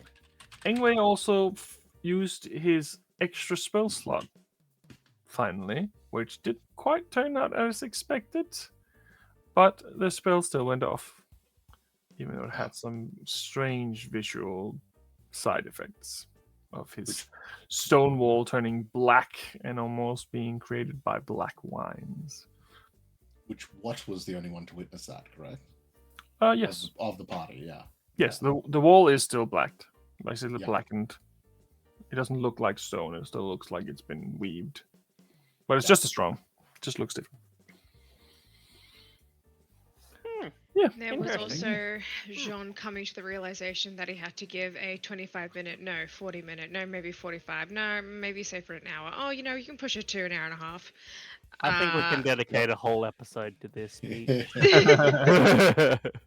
Yes. I, Sean Um, Ordenfall, will make sure that I can slow it down.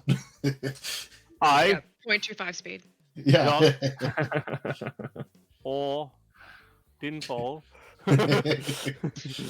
And there was also the conversation about Jean leaving, obviously, Itna, to obviously, go and continue his quest and all that stuff, and then who was going to look after,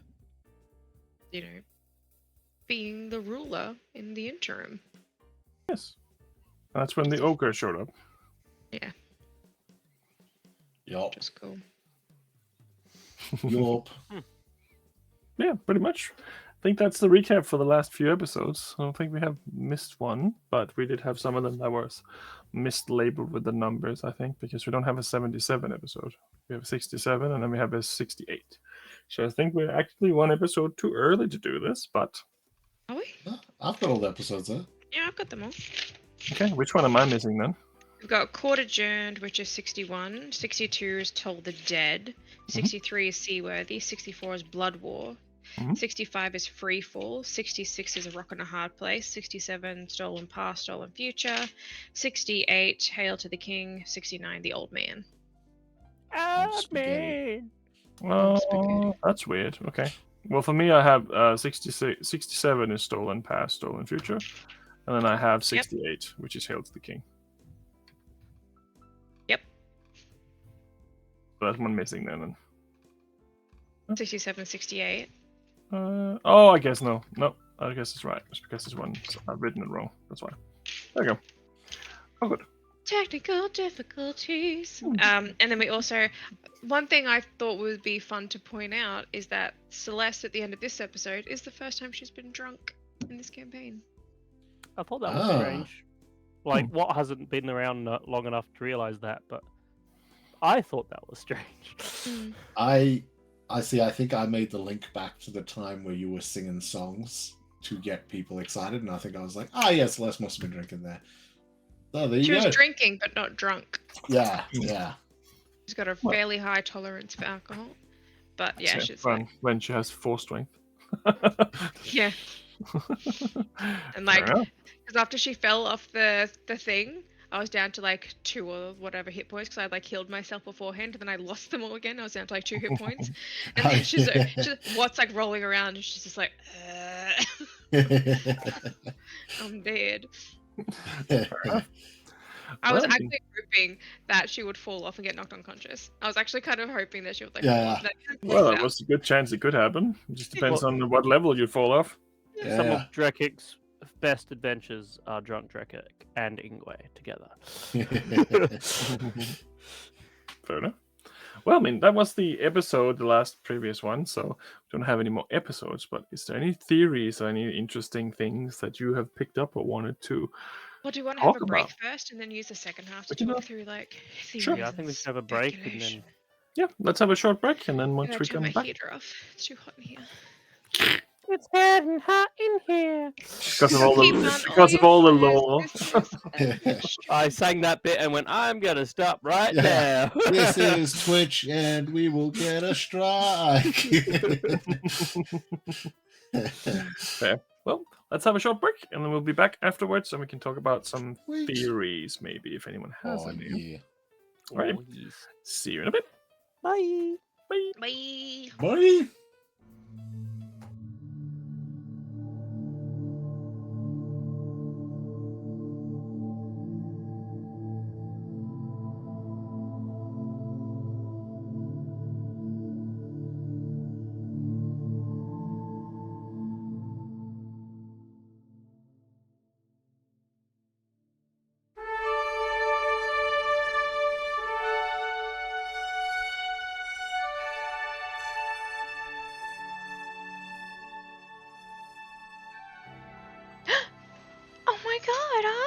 Sorry, I totally didn't see you there. I was too busy hanging out in our Monsters and Mayhem Discord server. Hi, I'm Laura, your friendly neighborhood gremlin, and today I'm here to talk to you about the Monsters and Mayhem Discord server. The Monsters Mayhem Discord server can be found by typing !Discord over in the chat. Over at the Discord we do cool things, like tonight's one-shot. That's right, the cast from today's one-shot were plucked from our Discord like an orphan off the street. So if you want to come hang out and play Dungeons & Dragons, come do that. We also have not streamed one-shots if you don't want to be broadcasted to the entire internet. We also do that as well. Our mods run kind of one-shots and things like that. Or maybe you're looking for people to play your home game, or looking to form a group of players. Come do that as well. You can poach awesome D&D players from our Discord server. We allow poaching, which is really cool. Or maybe you're a gremlin like me, who stays up way too late looking at the subtly glowing white screen, trying to finish quests in video games, and you are just left counting down the hours until you have to wake up in the morning, just constantly glancing at the clock and trying desperately to finish that quest before the timer runs out, and then you wonder why you're always tired because you stay up until the sunlight starts creeping through the window. If that's the case, we also have games nights every Tuesday. Come along and play group games with us. You also have the chance to win cool prizes, which is really cool just for showing up. We have like a leaderboard, and if you show up, you get put directly on the leaderboard. And then if you're a pleasure to play with, or if you win the game, you get points, and those points count towards winning prizes, which is really cool. Or maybe you like dogs and cats and reptiles and llamas. I'm totally serious about the llamas. That's the thing. We have really cool photos of those all up on our Discord channel too. So come look at those. And food. Who doesn't like food? We have lots of photos of food. So if you like recipe ideas, come and hang out and look at those. And we also celebrate birthdays. If it's your birthday, we'll be like, oh, it's your birthday. You're awesome. We love you. So come and do that on our Discord channel as well. Or do you like dice? Can I tempt you with dice, maybe? We have this innate urge inside all of us as Dungeons & Dragons players or tabletop RPG players to collect dice and hoard them up like a dragon.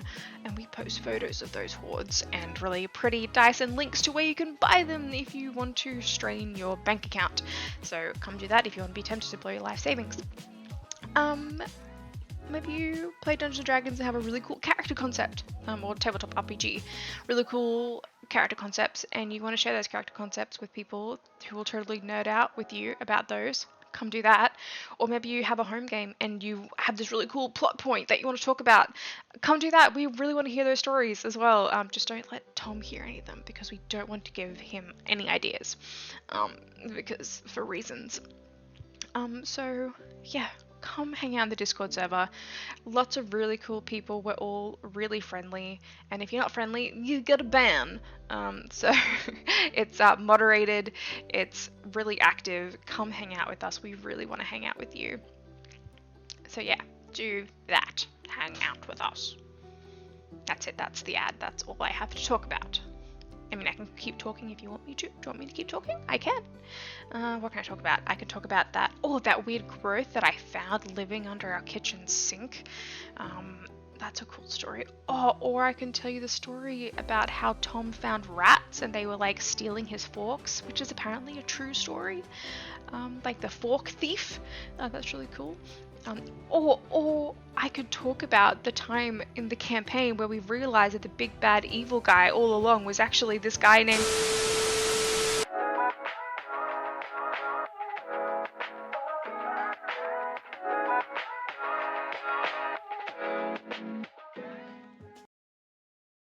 Monsters and Mayhem is sponsored by Miniporium.net, a huge selection of highly detailed miniatures for any tabletop role-playing game. Check out the beautiful miniatures, and if you use the code MAYHEM, all capital letters, at checkout, then you receive a 30% discount.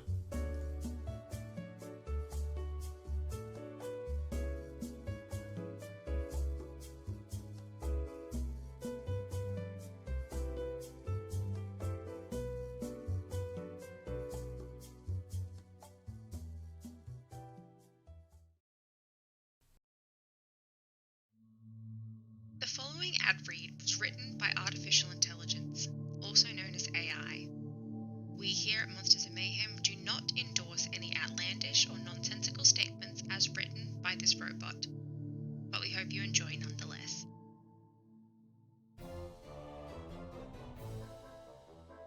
Hi there. Do you love Dungeons and Dragons? We do too, what a coincidence. That's why we created Monsters and Mayhem, the Twitch channel for all of your tabletop RPG needs. Our campaigns are sure to get your heart racing, and our other content is sure to keep you entertained for hours on end. So come and join us today. Do you have what it takes to be a monster? Subscribe to our Twitch channel to share the love and gain eternal power and immortality. With new videos every week, you'll be able to learn everything there is to know about being a monster. We've got you covered, so come over and join the mayhem. It's been a blast exploring all the gory details of monster mythology with you. I hope you had as much fun as I did.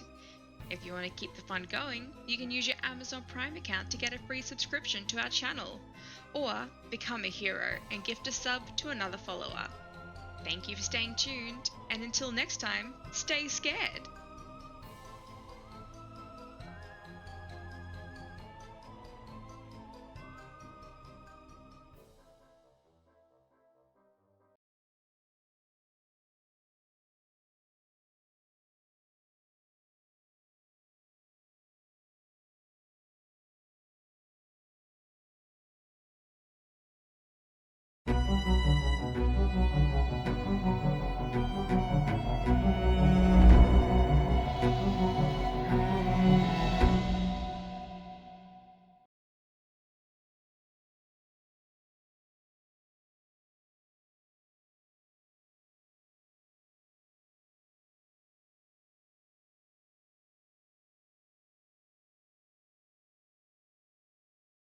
Dum, dum, dum. I don't know why it's so slow to pick up the cameras. It's so weird. But... Because It's it's a dirt. shy. It's shy. Shy. It knows what's about to happen is going to blow people's minds. Well, let's see. So, do anyone have any interesting theories or anything that they picked up on so far, or something that they want to dive into a little bit? Not necessarily through these 10 episodes, but just in general now that a lot of lore has come together. I have a theory. I think Sure. What's turning into a demon. No, That's my that's theory. ridiculous. Well, No. I mean, maybe. I just keep getting this vision of like Bowser from Mario. Oh, yes! Horns, like sprouting up Turning all into over him. Bowser. He's just kind of Who's my like, Princess He's Peach? turning into Jack Black. I mean, Bowser. I'm just gonna, one day I'm gonna wake up and walk out of the room and I'll just be like, what do you want for breakfast? Peaches. Peaches. Peaches, peaches, peaches. Well, Yep. we'll see. We'll see. Right. I was having, I mean, this is like not an actual theory, but it was something that I was thinking about, and I was like, okay, if what's like from hell, right? And has got a girlfriend who's like a demoness, like fiery woman. And then I was like, what if What's girlfriend is Ingwe's mum that's like trapped in the fire plane? And I was like, what is like Ingwe's real dad? Yeah,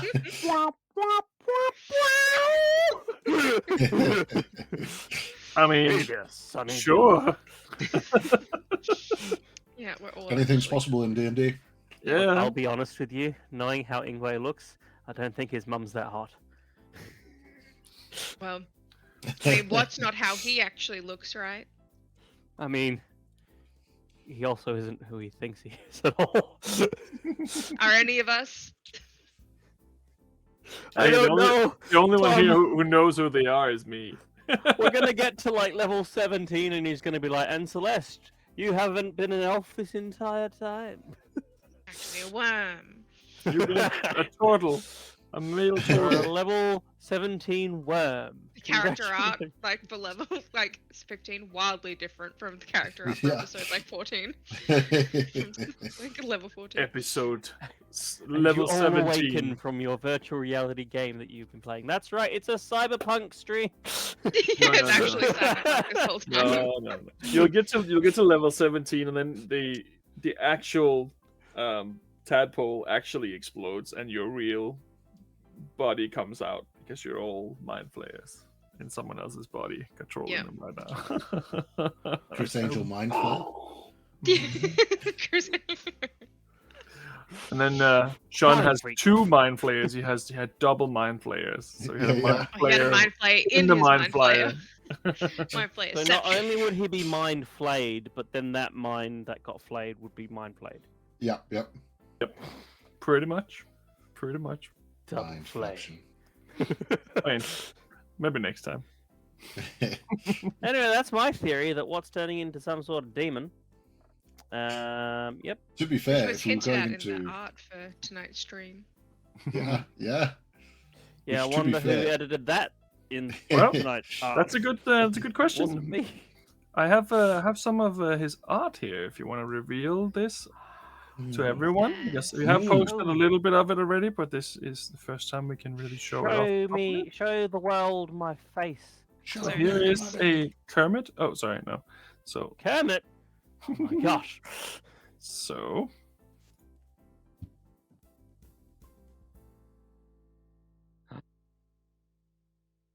So nice.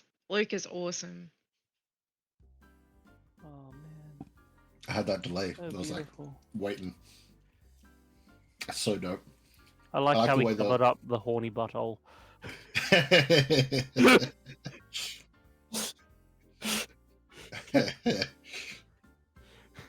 I love the way the hood like sort of rests around the frame of the neck. Mm. Oh, it looks dope. So cool. Yeah. Check him out, Luke Alexander on Etsy. Mm. Aye. nothing you dingy. Whenever it wants to load. So cool. Very cool. There So he yeah. is. So far, at least, you look like a turtle. So far. Is that why there was a it took a little bit longer than the other one? Is there two pieces of art that are being worked on?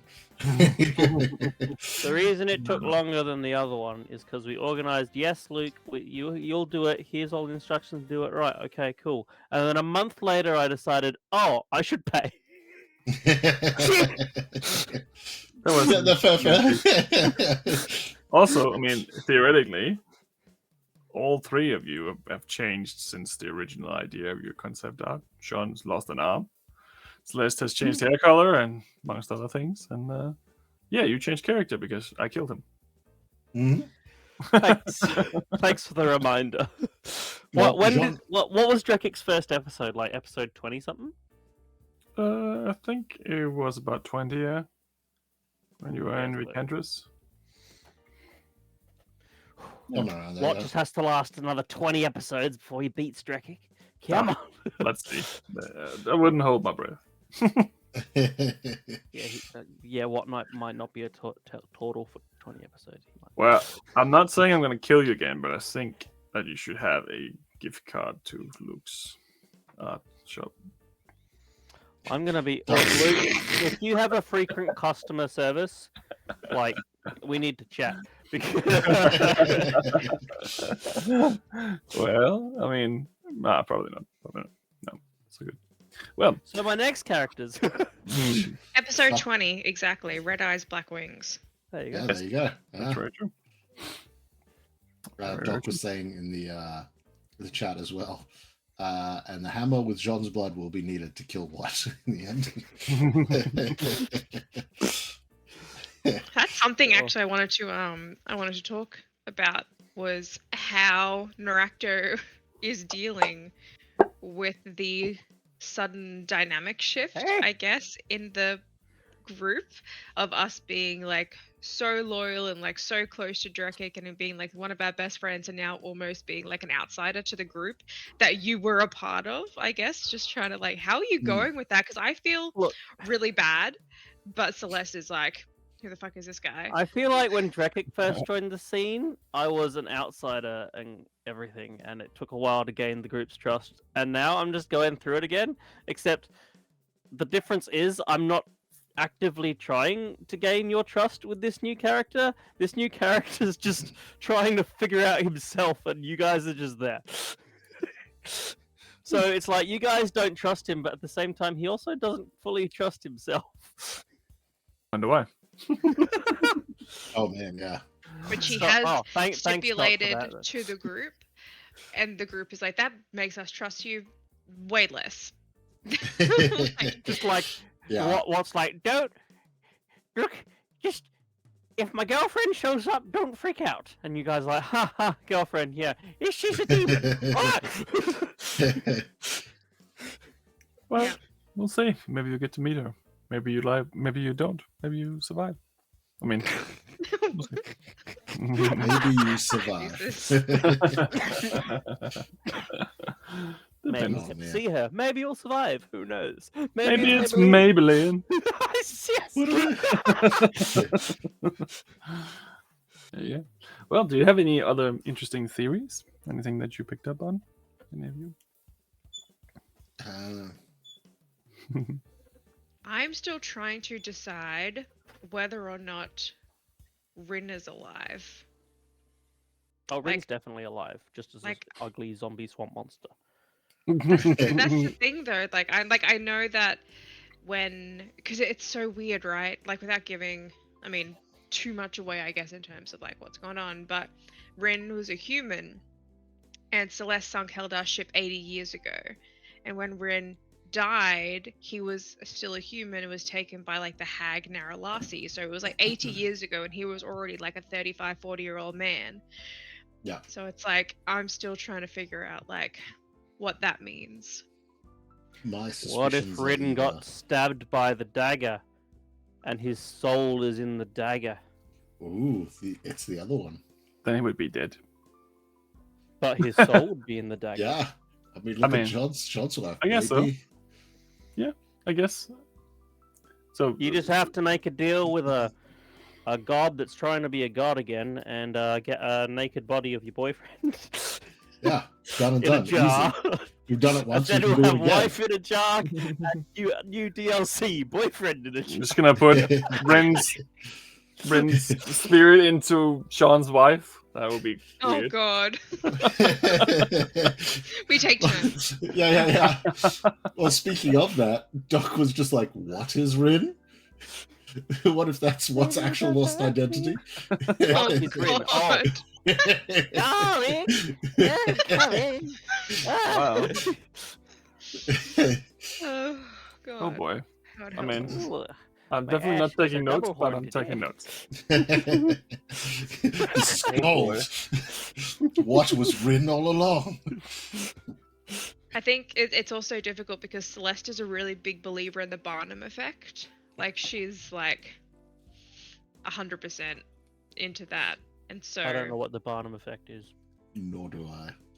The Barnum effect is it's a way to like scam people. So it's a way, it's like when psychics like, oh, I see like an old man, and it's like, oh, my granddad. It's like, yes, your granddad. You know, it's like that sort of. It's a way Right, yeah. where you say like super generalized, like super, you know, Yeah. non-specific stuff, and people think that that relates to them because it's like, you know, I see a man with red hair or whatever. It's like I've seen a man with red hair before.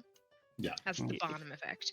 You go to a so psychic Tarot in card. this campaign, and they go, yeah. I see an old man in your future. You can just look over to Watt and Jean and be like, which one? So like these like psychic readings, like the like, you know, the whole like that whole shtick. She's also just like not picking up on any of that. Like as a player, Laura's like, ooh, interesting, but as a character, Celeste is like, it's the Barnum effect. Like people will just fucking say anything to get a coin out of you. Like Yeah. I mean, you're not wrong. Like that is something that definitely happens a lot. Yeah. Also, just because I have a mystic reading your fortune doesn't mean that it has anything to do with the truth. yeah, exactly. Yeah, she's by nature a very skeptical person. Yeah. As well. So Hmm. she has trouble believing anything that she has not physically like had a hand in. Yeah. You know. So yeah, it's interesting. Yeah. Okay. I'm guessing ghost pirate or connected to Valesi. What's Has, her name? has the alt Yes. ship that is alive, has that always been there? As what? The Holdar's ship, which is the live monster beast. No, so that was what Celeste destroyed like 80 years ago. So like Rin was killed by Heldar. Celeste destroyed the ship and sank the entire ship and the crew to the bottom of the ocean, basically. In Rin's her the ship. rage. So she Fuck. blew up. There Well, you go, Rin's the so- ship. So this is the interesting point. You destroyed the Dark Howler. This ship is not the Dark Howler. This is the Yes. Bartholomew. Yeah. Which is much bigger. Also known as Rin. I mean, Its middle mouth. name, right? It was Rin Bartholomew Simpson. Rin ship.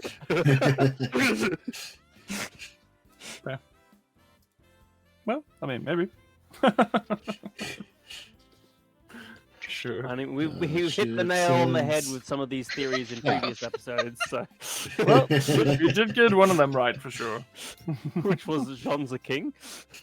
Yes. Was that the theory? Yeah. Yes. It was a joke at one point, but it was definitely Yeah. very true. Ding ding ding. Oh, And yeah. I even made little golden crowns on his outfit for the ball. Yeah. I knew this was going to happen all along. So. I wish I was Do there. we? I wish my Okay. character could be part of a bowl. Do we think that Sarithia's soul is in the dagger that we have, or do we think it's another dagger? Another The dagger. dagger we have. You reckon it's the dagger we have? I think so, 100%. I reckon it's another dagger. Hmm. Ooh, And if it's okay. not another dagger, who else is in? Like, okay, we got how many souls are in this dagger? 2 Two. 2. Who's the second? Sean's, it was taken all that time ago. I'm not. Well, I mean, it depends on how much you remember of the night you actually got that.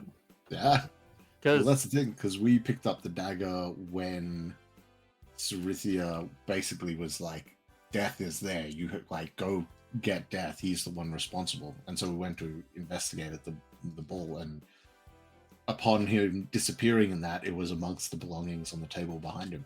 So Was placed carefully on the table. Yep.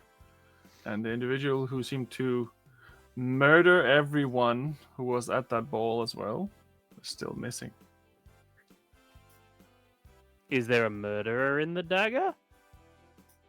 could be death itself. I want to see Logan again. Yeah, he's recovering. But you managed to save him. Should call him Logan. But his buddy is still on the loose. Hmm. Yeah. Yes, that guy. That the name that I definitely remember. Let me go back through my notes. Aaron. I was about to say That's cool. it's John's dad that's the second soul, and I was like, no, he got escorted to Oh. the afterlife. So Aaron Crimson Right. Yeah. That's Still the on one. loose. Still missing. And Still wanted. is Valentina dead?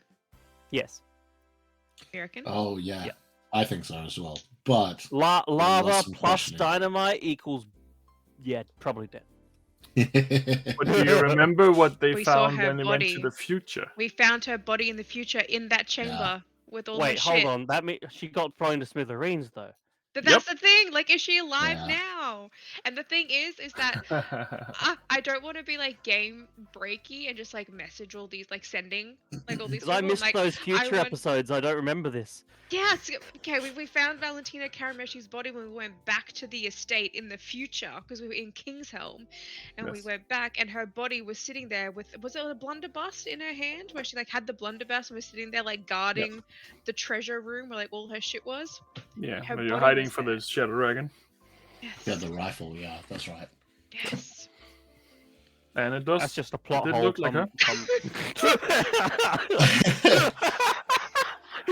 Daniel, do I strike you as a plot hole kind of guy? And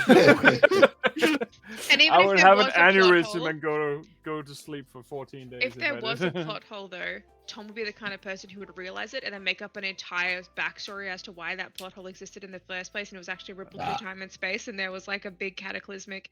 He would like Yeah. fill in the Yeah. plot hole and make like a mountain out of that hole. Mhm. I feel like the real plot holes happen when you ask me about some random villages names, sister's cousin's son, and I'm like, Yeah. yeah, it's this, and I'm like, wait, that doesn't actually make sense. But it's not so bad. It's not so bad, but yeah, I it will definitely say, happened. There is possibility, and this is a thing that may happen in future, but you know, Drekik may have a kid. So does Sean, maybe. Well, Sean definitely has a kid with. Yeah. Mayhem. Well, golden dragonborn human. Mm. Oh, yeah. From that time where we all forgot who we were in the woods. Yeah. Yep. That's true. Is that the one you were thinking of as well? Yeah. Yeah. The golden Once might dragon. Also have But a your wife was like a little older. kid. like an So, old lady. She may not be able to be pregnant at that age. Well, I don't know the anatomy of a dragonborn. Okay. I mean, well, your wife wasn't dragonborn. Ah. She was human. Like, was she a It's the same combo. demon? 60. Sean, however, we'll see. Is Jean too old though? I don't think so. But You have a bastard prince? You have a bastard prince? Oh on my the throne? god, we Oh have my gosh! this Okay, turns okay. into like political I'm gonna intrigue. roll. I'm gonna roll to see if. Oh my god. no, it's good. It's good. We don't need to. It's fine. It's fine. There's no need. It's all good. Do whatever. Okay, can I make this up in my head? Okay. Okay, good to know. Does he have a bastard prince? I don't know. We'll find out. We'll find out in 25 years. Yeah, I was gonna say, if that was even the case as well, they wouldn't even be born yet. I imagine not enough I mean- time's passed. It also really depends. Like, how long does Dragonborn stay pregnant for? Is it more like Yeah. a dragon or more like a There's human? laying Are they eggs. Oh, susceptible? dragonborns Yeah, are only exactly. pregnant for like a week, then they lay See, an egg. I don't think they lay eggs. Actually, I don't think No, they I do. don't think they do. They're more Depends on the humanoid. law. Most are live birth. I But guess there, that's there up to are me. some Hang on. worlds where I'm going to look up something I might They're regret. summoned into Dragonborn. existence at the age of 25. Bop! They're just there. Dragon- Doc's Only character will be emotionally Sean's linked. bastard's child. There you go. Good to know. Oh my I like God. it.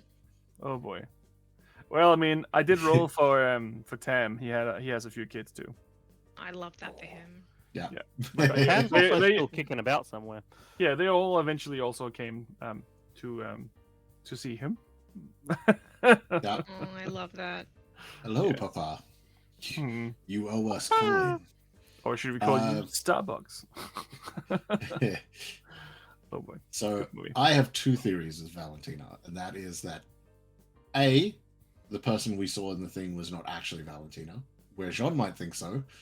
I don't think so. I think there's a possibility that it's someone else who looked very much like her. Or the alternative is that the future was not exactly the future.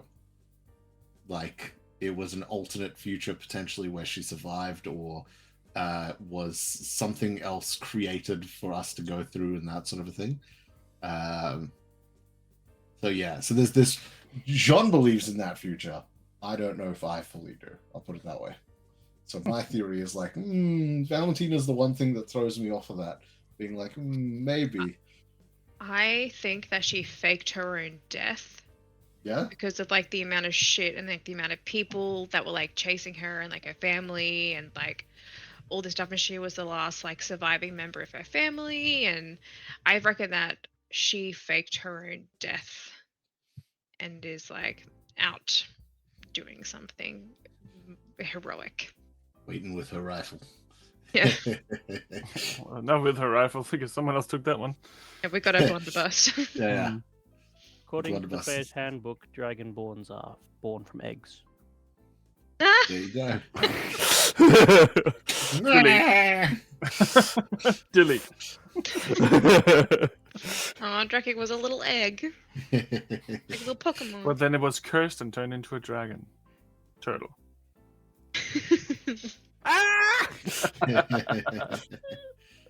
I reckon there's going to See- be a. What is actually Drakik? Just slowly reincarnating. Yeah. Yeah, he like Drakik when he died didn't actually get to like the afterlife in like Valhalla.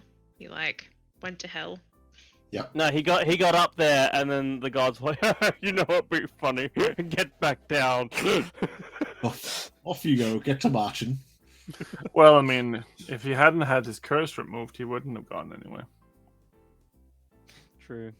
Good thing Oh, that Doc happened. makes a good point. Although, did we have Vartex at the time? Just with the illusions and magic that Vartex can do from inside the amulet. She was with you when you tried to open the door the first time, and you had not met Drekik yet, no?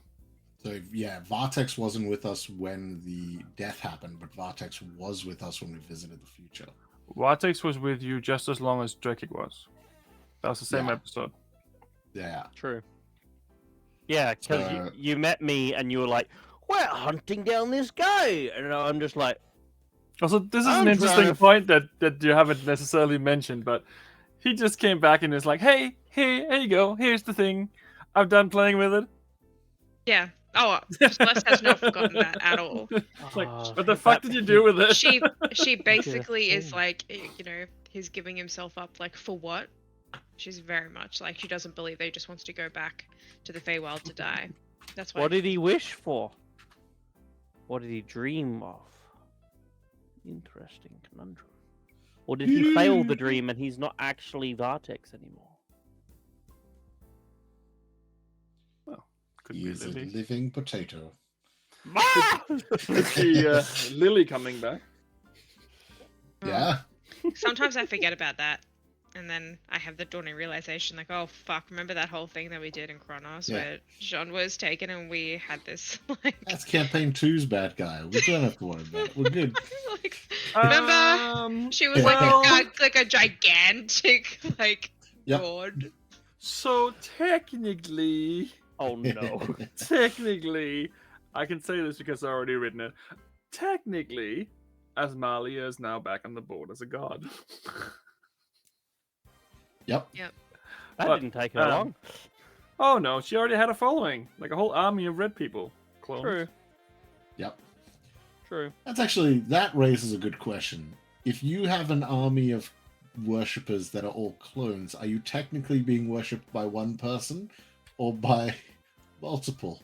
So Hmm. I think the real question is if a clone has a soul. Yep. I think the links to if a soul inhabits that body or not. In my idea, in my world, I would say that every clone would have a soul. It would Yeah. It just be can a lose unique its soul. It can has its soul ripped out of it. Like, let's say you, as a wizard, create clones, so you have a backup. If you die, then that soul could get transferred. But it's more of the mind than the soul that gets transferred, really. The So plot of potentially. many a Now- sci-fi movie. Yeah. Other question: if the clone has a soul, is it its own unique soul, or is it part of the soul of the original? I see Now we're talking souls. Horcruxes. I see souls Yeah, a now we're little talking bit like Horcruxes. how should I say? Let's say you have a car. So the soul would be the chassis of the car holding it together. But you can change all the parts on it, but you still have the same soul. It's like that question. Have you heard of the like- ship of Theseus? Yeah, I was gonna say it's Yeah. like the ship. Yeah, but I mean theoretically that's how I kind of see it. So if you have a soul and let's say you have two clones and they don't know they're clones and they go out in the world and do their own thing, then I would say that whatever they do comes from the idea of what their soul is. If their soul is inherently evil, it will come to fruition one way or another. They might manage not to act on the evil, or they might just give into it. But those two people could have two very different lives, but share the same identical copy of a soul that they started with. And sometimes I guess soul can change. I think ultimately it comes down to the Star Wars question. Can the souls perform Order 66? If so, then, you got yourself some worshippers. If not... Execute Order 66. Well, Technically, that was a chip in their brain that made them do that. That's They true. didn't have a that's choice true. because the chip. I guess it'd be the other way. I mean, Technically, there's a lot of Star Wars questions that I don't want to get into because I hate certain parts of how things ended. But other than that, yeah, sure. Oh, Luke Skywalker, my ass. Anyway, but yeah, Yeah. that is some interesting questions. with the recent lore dumps in the last couple episodes, especially, how do this is more for Jean and Celeste who have been around since the beginning? How do you reckon your characters are going to evolve in the next few episodes with all this new information that wasn't available before? oh. Tricky one. Yep. Evolve or devolve? I think Celeste. That's a question for what, to be honest. Yeah. It's evolving. Celeste, I think, has reached her limit of, like, I don't even know how to put it, of like emotional turmoil almost. Like, I feel like she's been very good at, it may not seem like it, but like keeping things like level and trying to be subjective and trying to see every angle of a problem and trying to like really work through things methodically. I feel like she's at her limit now and is going to start devolving, I guess, more into an emotional person, like following like gut instincts and, you know, because I feel like she's at a point where she can't keep rationalizing things and she's got to just go on gut and go with what's best for the group. Especially I find it with like the conversations that she has with Ingwe and how they just go around and around and around in circles as they both try to rationalize opposite ends of things. So yeah, I feel like she's going to start making more emotional decisions, like with the whole, like especially with the whole Heldar like Rin thing, where she's kept that in a box locked away for so long, and now it's open, and she's like, I need to kill this person. I need to chase this man to the end of the earth and finish what I started. With no rationale behind it other than it is a deep burning hatred in me that lives inside me that I can't snuff it out anymore. So yeah, which that last bit in particular is the part that I'm most curious about to what will happen because of the wish. I'm curious if that will forego Heldar's opinion on you as well, or something to that effect. Like, it's like, oh yeah, maybe he'll just be like, oh yeah, you're an old crewmate of mine. Like, Well, cool. I mean, the wording itself on the wish was that you wish that your reputation was not tarnished because of this. Yeah. So that was referring to the incident with the mutiny and all that kind of stuff. So that probably wouldn't affect him, but it would affect the general populace of pirates who knew your name.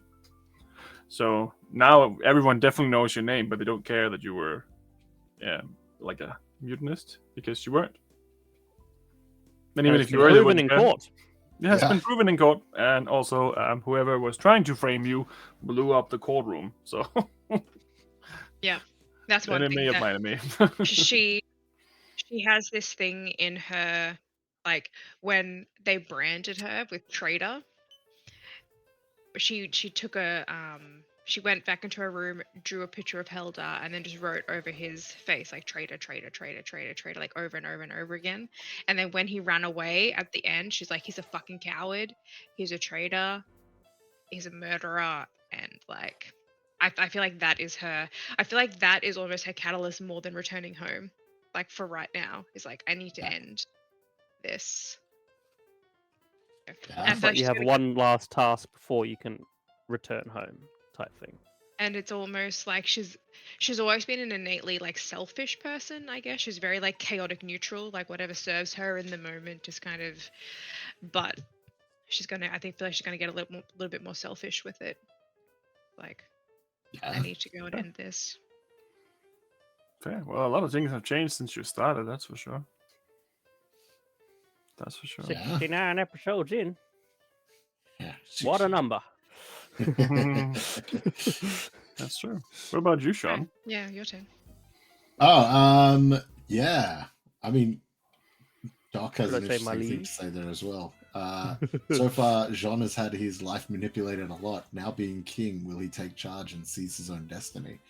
That very much plays into this, I think, in that there is a part in the back of Jean's head now that I think is scratching at him, being like, could you help more from the throne than on the field?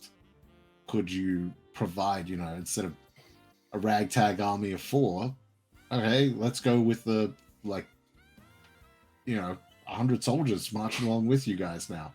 I'll stay back here and command these armies and make sure things are going smoothly here and collect the resources and the knowledge, have libraries researching and all that sort of stuff. Like, with the power of a king, could he deliver on so much? But then also it's Jean. He's just like, man, fuck that. I also want to go out and do this shit. Like, I want to I want to make sure that what we have started is done and done properly. I don't fucking trust other people to do it properly. Besides these guys.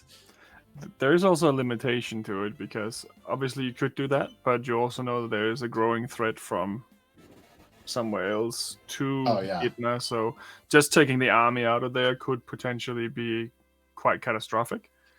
But that depends on the situation, obviously. Oh, 100%. All choices. And that's why, like, 100 folks is a bit of an exaggeration, but at the same time, could organize deals with other nations. Like, hey, what's up? If you help my compatriots complete this task, we will increase our trade with you by, 10% or something to that effect at no additional cost, and try organize something there.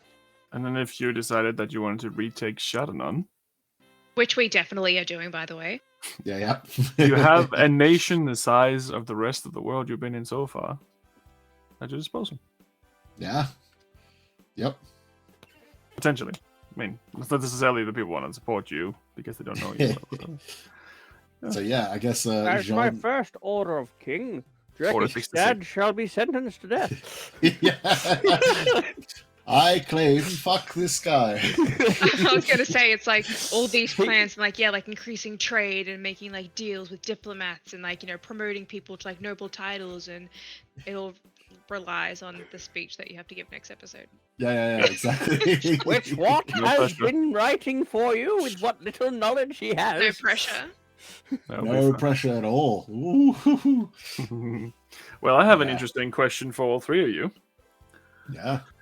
Based on how you wrote your characters when all this started, how do you feel it's going, and how did you expect it to go contra how did it go? Up until the king reveal, I was like, sweet, John's on track. He's like, there's some side paths that have taken, but ultimately he's come back on path, and it's like, all right, we're gonna finish this up. We're gonna fuck up Gratford and bring back the wife, and then he's gonna go retire at his farm. That's that. That's what he wanted all along, and he's done. It's just a bigger farm. You're a king, by the way. And I was like, fucking what? Okay, cool. There goes farm dreams. Yeah. Let me reevaluate everything. Cool. Fair. Yeah. Fair. What about you, Laura? In terms of how Celeste had a very heavy, detailed backstory. If anyone knows how I am with like backstories and notes, and not actual notes like during sessions, I'm really bad at those, but like into world building notes. I can't remember how many pages it was, like a 7-page Word doc or something like that I sent to Tom. Yeah, I think it was like 20 pages. Maybe I'm wrong. Yeah, it was a lot. It was a small novel. Just text. Stephen and King's so considering publishing it. It wasn't scary. It was. But I left her future very open-ended. Like everything that had happened to Celeste was in her past, and then all that was left for her to do was to go home. Like that was kind of where I left it. Like, okay, now she wants to go home.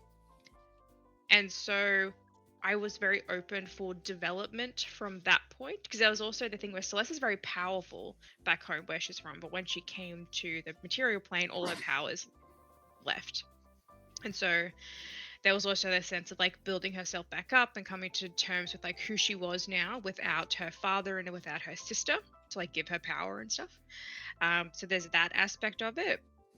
And I feel like her as a person is very different to how I imagined her, because she's a lot more loyal than I thought she would be.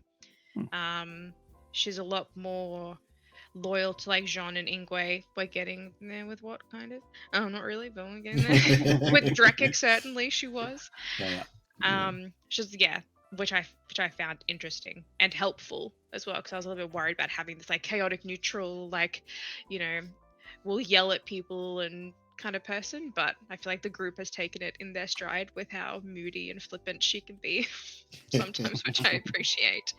But in terms of her story, yeah, she's not as desperate to get home as I thought she would be. Well, there's a lot of things going on then. Just pulling everyone in different directions. You've also been motivated by the literally end of the world. Well, that's the thing that Ingwe and Celeste talk about a lot, is that Celeste and Ingwe's lifespan is so much longer than like Drekik, Jean, and Watt's lifespan. And so there's also that conversation of like, okay, well, I can go home in 200 years. Like, you know, that's fine. I can go home and start living my life. Whereas, yeah, it's. But just what like, okay, happens if this plane get destroyed before you get to go home? there's that thing too. But then there's also the fact of like, if the world is going to end, because I think we had this conversation again with Celeste and Ingwe, have a lot of these conversations, where she was like, if we cannot save the world, then fuck it, I'll take you guys home with me. It's like, you guys could just come and like, I'll take you, you know, bring your families, whatever, I'll set you up at home. Like, if it feels like this is going down south, we need to break the Sumerian Awards and we'll take you back home and fuck this universe. So there's also that as well. And that I think ties in with her loyalty. She's loyal to like people, not necessarily like cultures or like history or whatever. She's like, no, it's like the people that matter. Fair. So like she'll raise a city to the ground to like save one person. Like she doesn't give a fuck. So But you wouldn't let one person execute himself because it was part of a ritual. and that's the Yes, whole good thing with like ritual. that's the whole thing with Rin too, where it's like she destroyed or killed like 40 people because she was angry about one person dying. Yeah. It's the same concept. Yeah, pretty much. What about So, you, yeah. What? And for Yes. everything that you Well, wrote in your backstory. Yes. How have your plans changed? Laura may have written a 20-page backstory for her character. I probably wrote about 2 sentences. 20 words. And they were all wrong. My backstory was literally just, I grew up in a cave for 40 years and I decided, yep, it's time for an adventure. And that was the whole backstory I gave to Tom. And Tom went, nope, screw that. I'm going to give you something way more crazy. And you're not even going to know what it is. I think you're ready for this. Even your name. He even took my name and threw it out. I went, nope. Nah. What you are keeping is the fact that you're no, you're not even a turtle. Move that. Yeah. Are Literally you nothing. even a wizard? Are you even a wizard? You know, we should try casting spells without your book. If he takes my book away, do I become like a? Do I rage? Yeah. No, I literally thought because I was so. Yeah, Drekik died, and the next week I had Watt ready to go. So I didn't really put a lot of thought into him. But my whole inspiration for him was I just want to play a crazy old man. That sounds fun. Nothing wrong with that. And yep, that was my whole go. And I just wanted to go on a nice adventure to somewhere warm because that was good. And I accidentally got on the boat going somewhere not warm. And then now I'm half demon or something, and which I mean, technically that's going somewhere warm, I guess. I mean, It's like Honestly. when it wasn't actually migrate. warm there, though. Just keep that in mind. It wasn't like a hellfire escape that you were in. It was more like a On rock the upper layer of hell. ravine kind of surface situation. I also find it interesting. I think we've spoken about this a little bit in the past. Maybe Doc brought it up, but like with when we create characters, I'm not one of those people who have a D&D Beyond characters, like 50 of them, like ready to pick. All of my characters are very purpose built for the situation that they'll be going into. I don't just like pick one and go, oh yeah, I'll adapt. Like, no, it has to be perfect, like purpose built, and then like the contrast. Yeah, that's what I was like building Drekik, because I was like, look at the party, who they have. They need a healer. Okay, I'll be a cleric. Right, now what would make a cool cleric? And I went all through all that, and I talked to Tom about the world and where you guys were in at the world. Found a race in that section of the world that I thought, oh, that'd be cool. Yeah. Lots of thought went into Drekik. No thought went into what. The problem was also Okay, that well, Drekik's dead. Let's try something else. I think the problem was also that the way that you did that was that if you had done that again, you would have again ended up with some kind of Viking-based idea of a character, pretty much. So it was better to do it the other way, where Could you have were been someone. a pirate. It could have been, but there wasn't. It's really cold there, so the majority of people wouldn't really want to go there. And then the classic pirate wouldn't quite fit in so much. But anything's possible, of course. By the way, if anyone wants to play a character where you don't even know what your own backstory is because the DM have it's really interesting to play. I'll tell you that. You're like every time any sort of lore gets dumped on you, your mind gets blown again. You're like, oh, what now? I'm a what? You're a What wizard. am I? Who am I? What am I? I am know I'm a what? wizard. Well, just wait and see.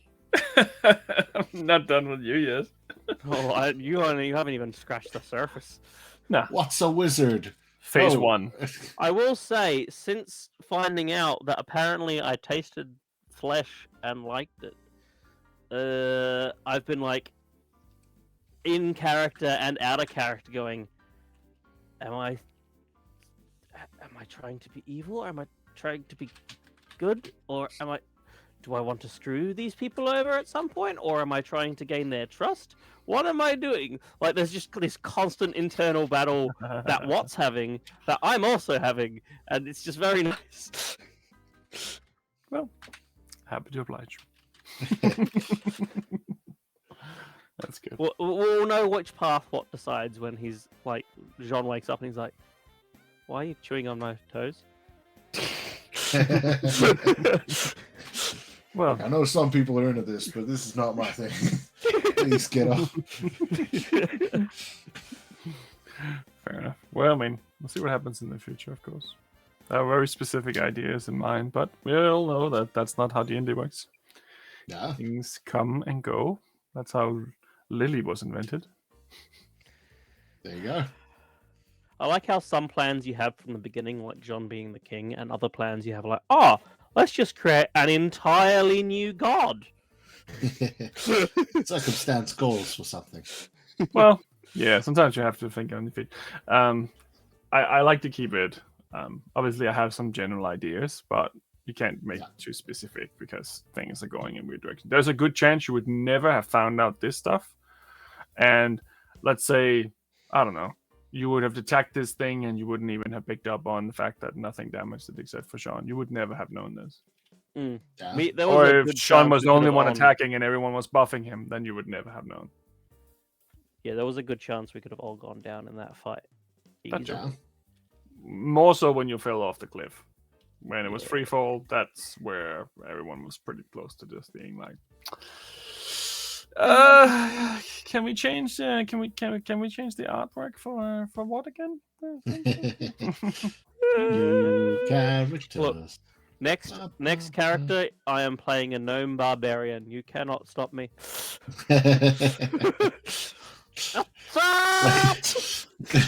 No barbarian! Suddenly a rock falls from the cliff we're standing near. Oh my god, he's Icaran immediately. What's his name? Danny Nomvito? My name is El Macho. Yeah! I can't deal with that voice. He's gonna have to die Spandex. immediately. Danny DeVito as a warlock. Just anyway, so I started blasting. Eldritch blast. So basically, this campaign is thus: there are the three main characters of Ingwe, Celeste, and John, and then there's the guy that plays every single class through D&D. Rotating guest slot, or it's like guest starring. Yeah. Guest starring, I mean- direct him again with a new character. The sooner you start multi-classing, the faster we get over this. I don't know what a wizard multiclasses into. I don't know. What do you want? Anything. I'm a wizard barbarian. Yeah. Yeah, do it. Yeah. I would like to rage quit. There you go. Hi, dimension door. He'll angrily smack the door. Slam it. I wonder if hell is 500 feet below us. Oh, absolutely. Whee! I mean, depends on which hell we're talking. Definitely crushed in rock hell. Hmm. Well, that's fair. Eldar. Wait, hang on. Boom. Celeste, what do you think is on your wild magic chart that we have to be aware of? Literally anything. Like, because Yeah, it's a but custom wild magic chart, so it could be Oh, like I grow 3 heads. Depends on which season. No, it's not so just which so far season. Yeah. you've turned us all blue. Yeah, you did that. Through a pool. You've teleported us to the future, and you've created a wish spell out of thin air. People And a threw up volcano. eels and a volcano. And there was one more thing that you don't know anything about yet. That's right. There was you set off the whole volcano in an episode where you weren't even here. I mean, Hospital. I think the wording set it off is wrong too, because she created it. It was not a volcano before. It was just a mountain. It could have been wild anywhere. Magic's insane. I mean, there are some of them on here where things in my world disappear forever. Like what? It could disappear. I love how you're the type of DM that's just like, and roll on wild magic. Oh, she set off a volcano. Well, that wasn't part of the plan. Well, let's just destroy my world for a little bit and Goodbye, moving on. King's Helm. Well, I mean, it really depends on a lot of things because we do it differently too. Like every time she uses her wild magic, she rolls instead of having to roll a d20 and then failing. Mhm. Because it's more interesting this way. But it also creates an interesting concept where you get to roll a little bit more than usual once you finally do this. And so some of these are harmless, some of them are not so harmless. I created those like carnival birds, didn't I? Oh, there you summoned the birds too. That's when, but that was because you were brought back from the dead. Then I immediately let you roll on it because that was a big thing too. Carnival birds that tried to attack us. Like giant tropical. All right. birds. Let's list the things in our journey that are not Celeste's fault. All right, we're done.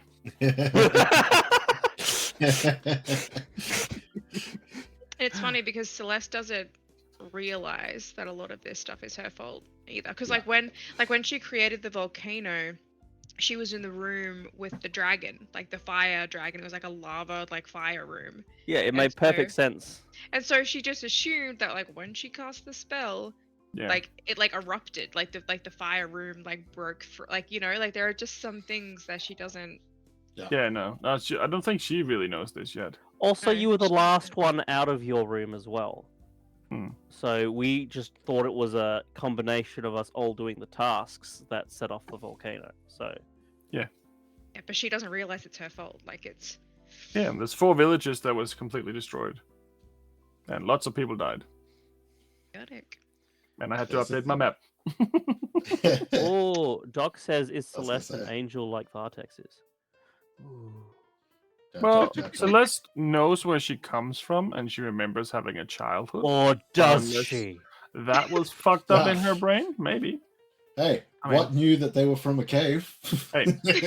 I lived in a cave for 40 years, and I used to be a tadpole, you know. Yeah.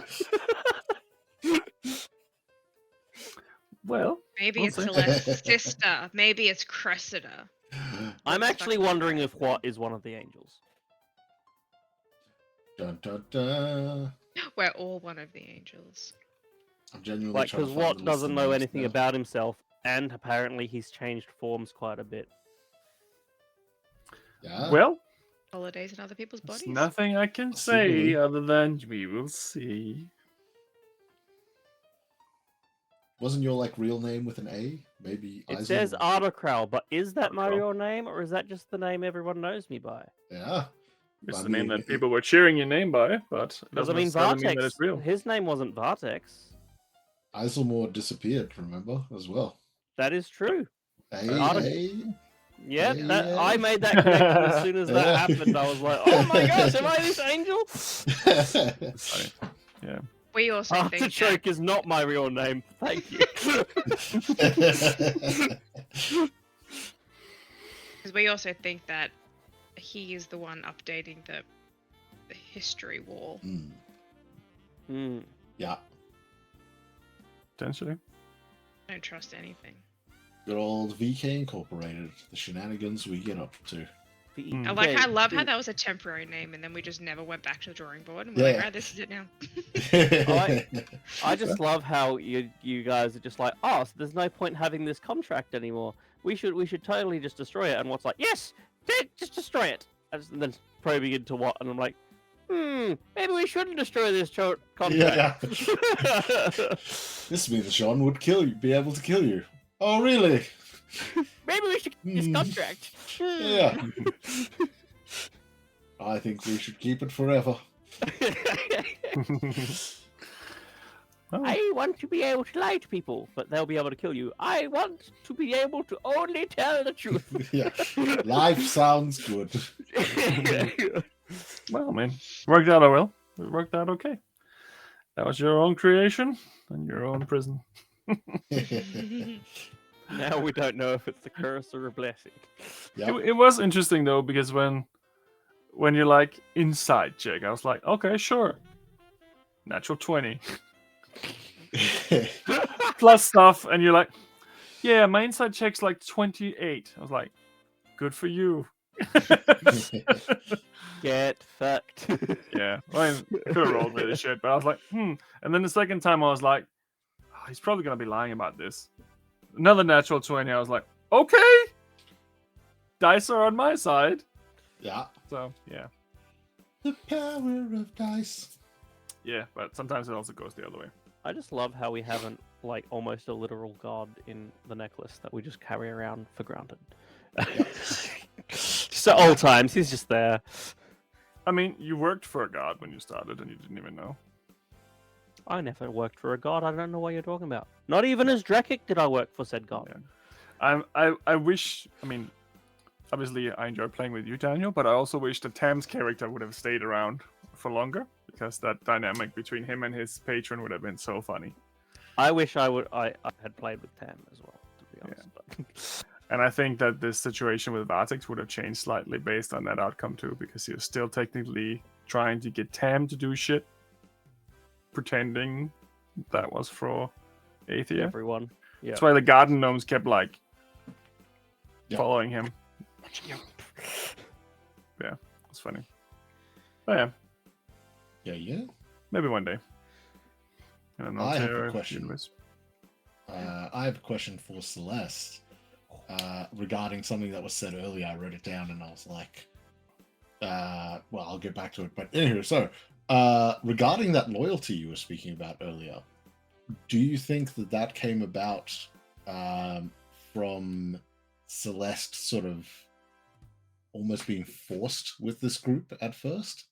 Like it grew from like one of those things. It's almost like Stockholm syndrome with this group in a sense, because with the tattoos, the prophecy, and the contract, repeatedly something forcing her to be stuck with this group.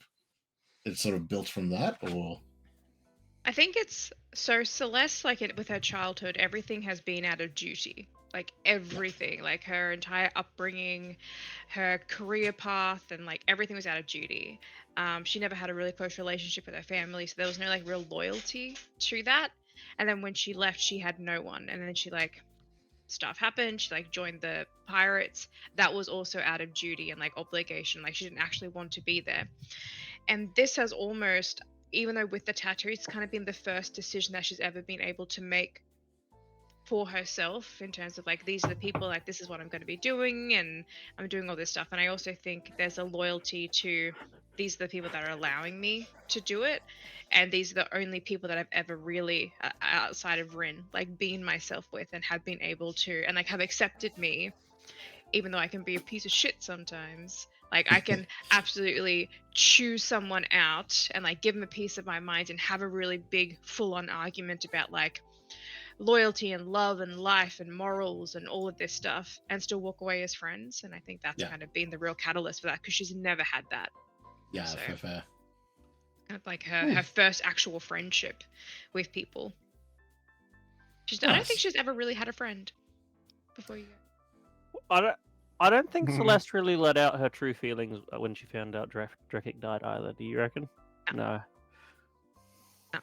Well, I think she has a lot of emotions. I mean, the whole situation with her brother was also kind of unexpected. But yeah, also because she didn't know she had a brother. No. Yeah, there's a lot of chaos around her. A lot of chaos. Also, here's an interesting note that I'm not quite sure if anyone picked up, but you sent your brother to tell them where you were. Never He never quite arrived. got there. Yep. I definitely did pick up on that. Wait, where did you send? Where did you send him to? She sent him to get you. To get... So Celeste got her Because I haven't seen brother. the episode, so. Yeah, when Celeste had that 15 seconds, she was like, I've been traveling for, 3 days northeast in this direction, going at this speed. Tell my friends where I am. I think I'm going to Dragonthorn. And then Nothing. Interesting. So I'm Drakic's brother. I mean Celeste's brother. Turns out that Celeste's brother just became what? Yeah, you were this. I'm here. I come with word, but I've forgotten because I'm old. that whole thing too, that's a whole other piece of backstory that she's got to get to, is like turning her brother back into a person. Yeah. I think I've always assumed that it's. Well, I guess Got there first, Doc. I don't know. Jean has assumed that it's just like a weird side effect thing from traveling through planes. It's just like sometimes you just change. And I don't know how magic works, so he just became this when he came across. It makes sense to me. When we go back, he'll be back to normal. Cool. Something that Tom and I have discussed. I just love how Jean's Jean's been around magic for so long now, and he still has no idea. 100%. I mean, it's the same. I can hang out with smart people that talk about physics. No idea. I'm like, okay, I trust you. Yeah, Sure. Exactly. That's what a black most hole of what is. it is. Awesome. That's the biggest change now. Jean's just gone from no magic evil to well. Yeah. I mean, you've only been together for 2 weeks, if you're asking me, anyway. Yeah, exactly. I've been here 2 days. We met about a week ago. Yeah. But for someone who's supposed to retell stories in exquisite detail, he's terrible with time. Well, it doesn't matter to him. Time itself is a pointless currency for him. Because of the way that stuff works.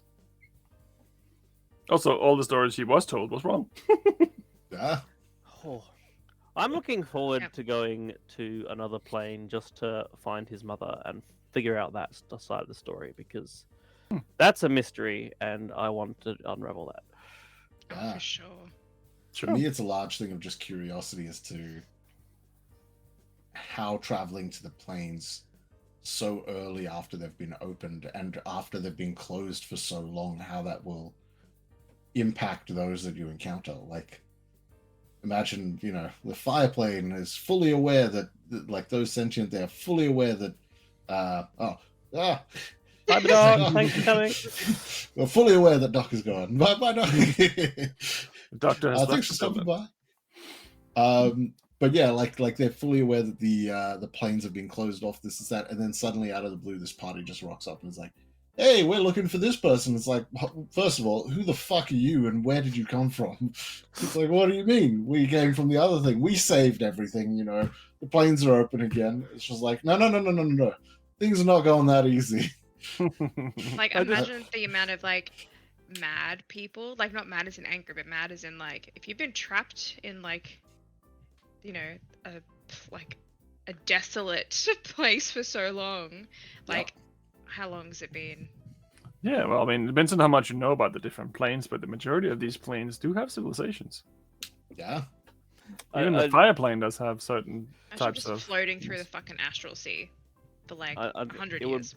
Well, even the astral sea itself would take you to the far realm if you go far enough, I guess. But then again, the astral sea also has the problem with all the portals that you cannot see, that you just magically end up going into, and that could potentially be problematic. Well, there's also the whole fact that your realms could be different to, Absolutely. So who knows what to encounter? If anything is common knowledge, I will definitely disclose that. But if something is obscure knowledge that no one knows about, then that's exactly. What, the whole future thing. When Celeste spoke to her father, she was like, "Okay, the wards are down," and then she was like, "What the fuck do you mean about you are the Feywild now? What the fuck are you talking about?" Yeah. It It's like, did that happen recently? Is it like in the future recently, or is it like always been like, yeah? I'm curious if Feywild. Ah. I'm curious if Celeste is aware, and if this is even the case in this world, of the fact that there's like the possibility of time differences between things, like, you know, when you travel through the Feywild. Oh, Well, there it's been definitely 80 is years. because her brother showed up and she didn't even know she had a brother. So Yeah, he's like, I think he's like 18, 20, Yeah, he was like just Yeah. gone, like like elf adult. age. But at the Yeah. same time, you've been here for what, like 100 odd years, something like that? 80 years? 80 something. Years. Yeah, she Yeah. left when she was 40 and she's 120. So Yeah. And she has managed to send Hmm. messages back and forth, but there were some weird dilation between Interference. the interference. Static. don't look a and there's day like over a 20. delay. It's a big So, like, delay. She will send a message and she won't get it back for like a day or two. Yeah. Like, It was also not consistent Hmm. because you still haven't gotten a response to the last one you sent. That's been like months. So let's go, guys. I'm keen. Let's Oh, smash yeah. some to- obelisks. Yeah. Dun, dun, dun, dun, dun, dun, dun. But we got Oh. some shit we got to wrap up here first. Yeah. One plane at a time. one plane at a time. Well, I mean, What if to save this plane, we have to go to another plane? so I mean, theoretically, there's the thing that there's a Ingwe mother on one plane, and there's a Feywild on another plane, and you have issues on your own plane here. So Yeah. There's up the plane of hell as well. That we got relations to that now. potentially, It's like we got to prioritize by urgency at this point. Yeah. It's like, what is the most immediate threat? Yeah. Probably end of world. End of world Nah. seems pretty important. to But me. was my home destroyed before the end of the world or after?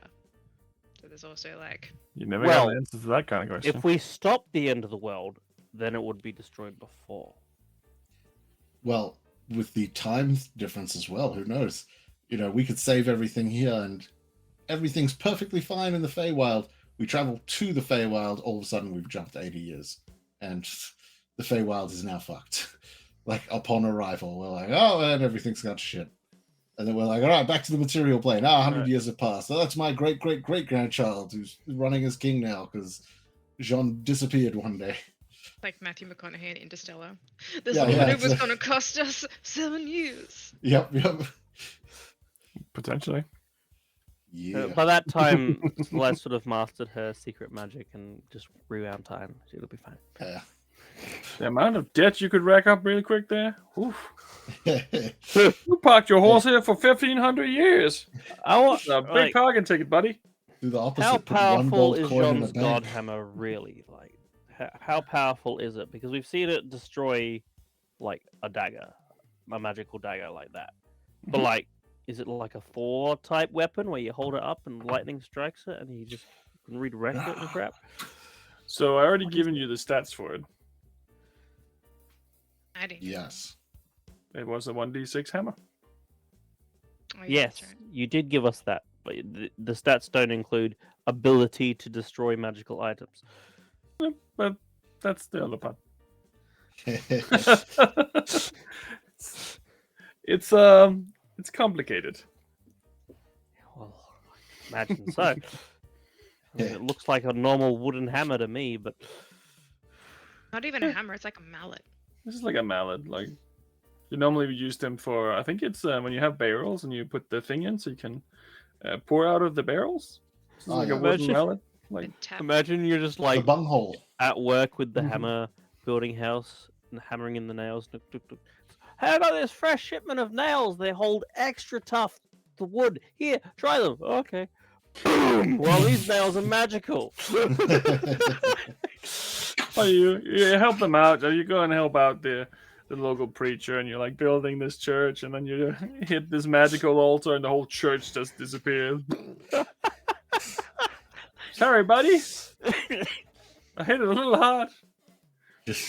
I'm so keen, actually, speaking about the hammer, but to see John's evolution from being like humble farmer, looking for his wife and all that, to like Where is he gonna be at the end of the campaign? Like, Yep. Technically, now he's a king looking for his queen. I mean, yeah, kind of. I mean, he has the queen. She's just in cold storage at the moment. She nice. upsets me too often. She's having time out. he's having like a Walt Disney moment. Feel like Mr. Freeze from Batman. Yeah. My Everybody my chill. sweet Nora. Alfred, that's my name. Eh. Like, I'm just so keen to like see that evolution of like Judy. Like, where does that extend? And like, Yeah. like, does he have a big enough connection to like the land and to the like his family and like all of stuff to actually like feel that connection to his job, or will he install someone else in the post to like Yep. run the Oh, This yeah, whole so, yeah. concept. Still Oh, has the 12 levels, bloodline right? has returned. Also, you can be king. Yeah, I actually spoke very briefly to Tom about something regarding this. And yeah, I haven't want to say anything this session for it because it might come up in the next session or two. So we'll see We're what happens. chopping off your arm and taking it with us. Yeah. Also, you're currently level 10. Yeah. So that's the thing, too. That's pretty high levels that we're getting to now. getting Yeah. to We're some getting to the juicy double stuff. digits. Time to drop 7 dragons on you. Nah, it's cool. Tarask will besiege in next episode. T-Mask. Bye. T-Mask. we got other stuff to do, guys. Well, I already have 1 dragon chasing you, so but I mean, Yeah. What's pump those numbers up. Well, Yeah. We'll see. I'm very curious. There's things I want to talk about in that regard and wish to mention, but I want something to be brought up in the campaign first. So Next episode. next recap, maybe we'll have some more details. yeah, potentially.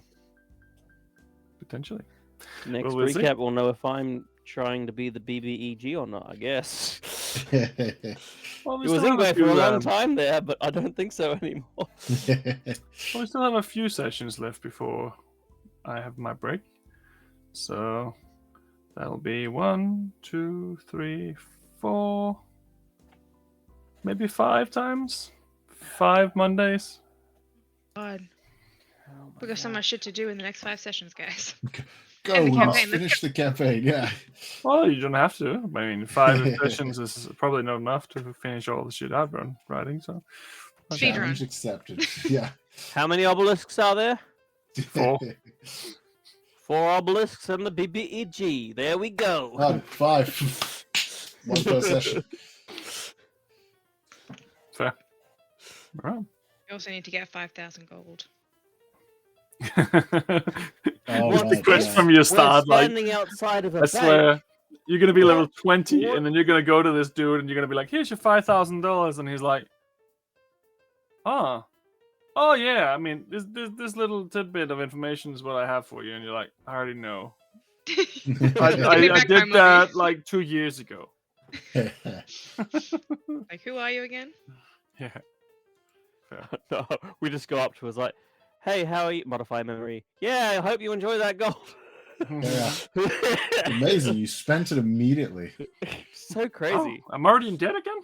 Yeah. Yeah, crazy. All right, You've got to bye. learn to stop gambling. You bet us that we didn't have the money, and then we just So had it. So here's one tidbit of information that I'm curious to see if you picked up about Laura about that. Do you remember who he was indebted to? I don't think I have my notes from my very first session. I think I started a new book for like session 1. I don't think I've got it. Well, I can give you the information. Mm. He is indebted to the casino.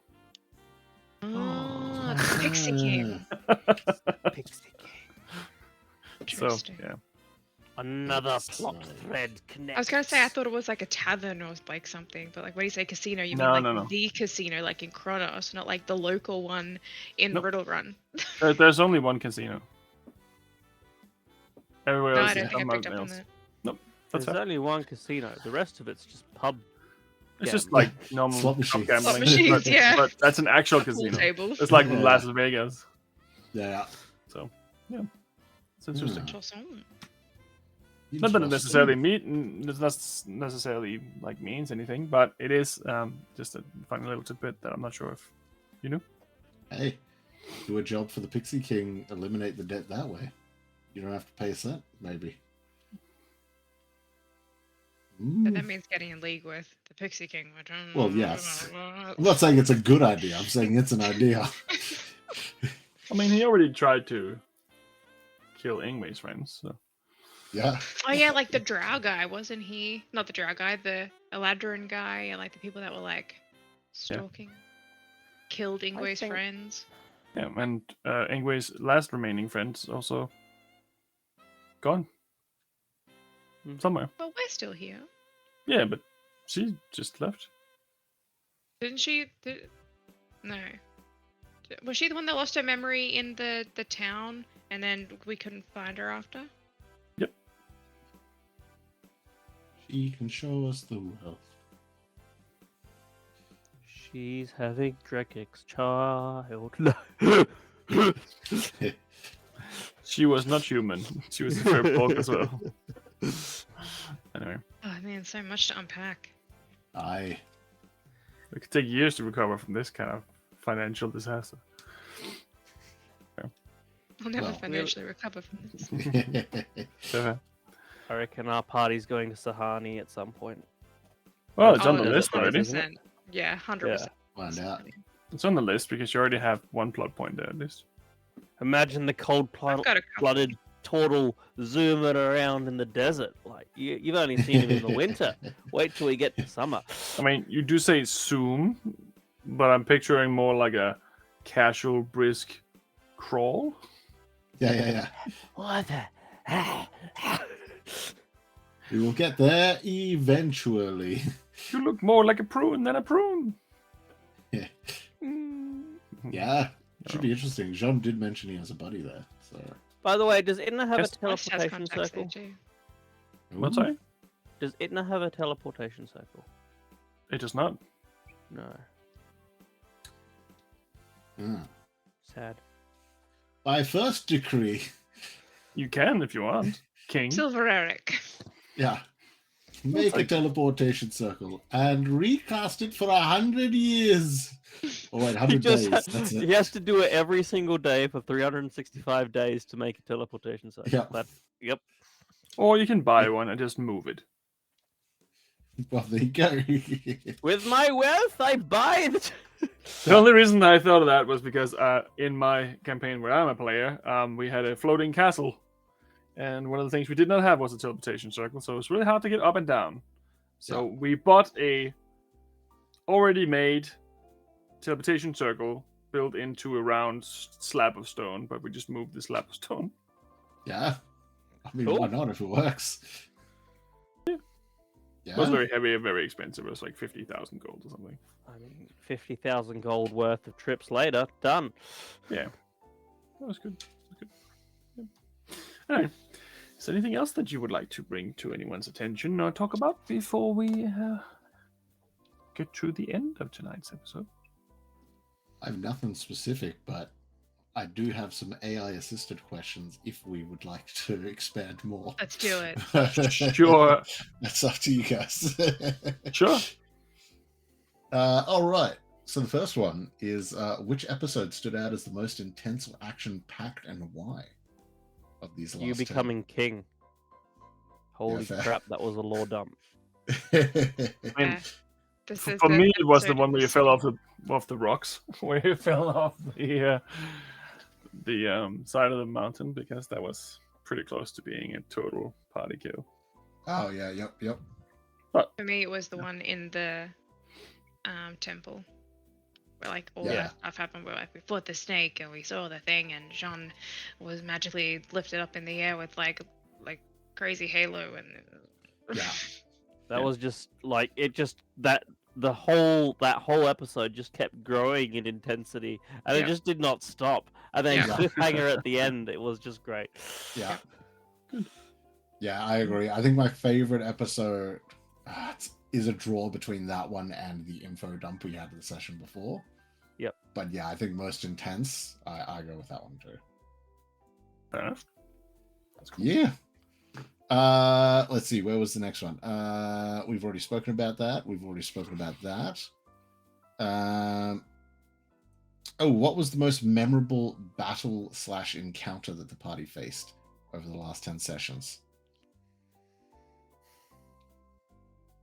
Ingwe's Wasn't that many battles per se. I mean, you had the shark and the goblins and then all the orcs, and they had the battle with the big guardian temple creature. Most. And the pirates and the Pirates. Yeah. Yeah. I mean, I guess so. But I mean, the last 10 episodes, if we're looking at it like that, the 10th episode she was already kidnapped, so you didn't really have much sea battles from that point, I think. Yeah. Yeah. The most memorable one for me is the battle where we didn't lift a fucking finger and Vartex just walked out and went, there you go. Yeah. Just turned around Done. and walked back in. I got you. Yeah. But we were So, trying to like claim that. strategize, like we're gonna do this and sneak in and do this and Vartex was like, They told me to. Wait, oh.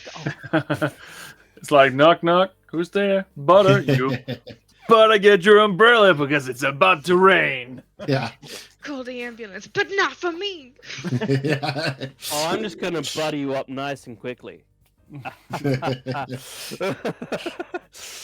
Then you play Doom music. Power word chill. Yeah. Yeah, I think mine go was for the it. one before that where Ingwe basically was like almost died because that was Yeah. heart wrenching. And then Yeah. you and your stepdad was dragged off by the orcs as well, and it was just very intense. Yeah. That was I think a defining moment as well for Celeste in terms of loyalty, where she went and spoke to Vartex and was like, you need to bring him back. Yeah. And, like, she actually went and like asked Vartex for something, knowing that it would backfire probably, and like she'd end up fucked somehow. Yeah. Yeah. I think feel Jacob was half looking Yeah. forward to playing a new character. So. He was like, am I an orc? Hey, Yeah. it can definitely still happen, but Vartex wouldn't just let that happen if he had an opportunity to do something about it. If someone else had that amulet around his neck, he wouldn't have been able to do shit. But Yeah. Yeah, I think it was the most interesting encounter battle because of all the repercussions that came from it, and the fact that it came down to such a finite ending. Like, it was right down to the wire, to the point where we even thought the wire was broken. And then, oh no, it looks like it's still holding together, apparently. And then it also led to the dragon chase and all that. So there was so much that came from that. So yeah, that was also probably my favorites. And it all started with just being like, let's sneak around this cliff face and get past these orcs real quick. it wasn't even that. It was just like, I'm gonna teleport over there because this is faster. Who was that? Who teleported? Anyway, Oh, Ingwe cast Disguise Self and then he teleported, did Misty Step or something. And I've written down, like, any kind of transportation magic of really loud bangs or thing that does damage. Roll this and this. If you roll this, you're fucked. Yeah. First thing they do is like, boop, you're fucked. Okay. There we go. Yeah. Yeah. ripped to those bodyguards. Yeah, 100%. Yeah, they got splattered.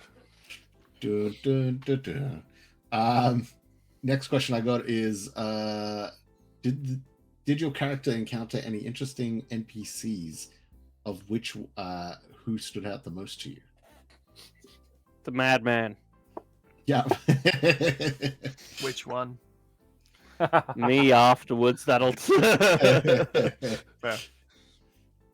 I'm This one's still. gonna- Yeah, I don't know what his story is, but he was interesting. You must find him. Oh, he's in the city. Mine is inconsequential, I think, Yeah. but Jarek or Yarek. Yeah, fair. Yeah, Okay. for some reason he like sticks out to me. Yeah. How come? I don't know, something just about like his aura of like authority and just being, how he like could like disguise himself, and he like walked up and he's like, I'm gonna play this game with you guys, and I don't know, like his like unabashed, like like when John's just like, oh, this guy's giving out money, and he's just like, I don't know, just something about him. I'm just like, I just like him. Yeah, fair. It's like grumble, grumble, grumble. Like Yeah. we just like we fucked with him like 3 or 4 times that episode, and he's just like, all right, like like I know. Yeah. About him. I'm babysitting children. Okay. There was Yeah. definitely a reason he was invisible. There was just like laughing at you. But yeah, Yeah. it's very chill. I don't know who I would choose. That is a good point, though. I Like like your the new old friend, grandma. You new pet.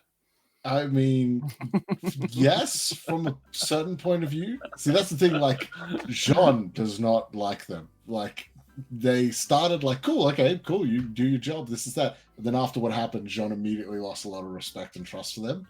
And I wouldn't say they dislike them, but they are very much sort of like, nah, I'm going to keep a strong eye on you, and I'm not going to rely on you as heavily as I was expecting to. That is fair. I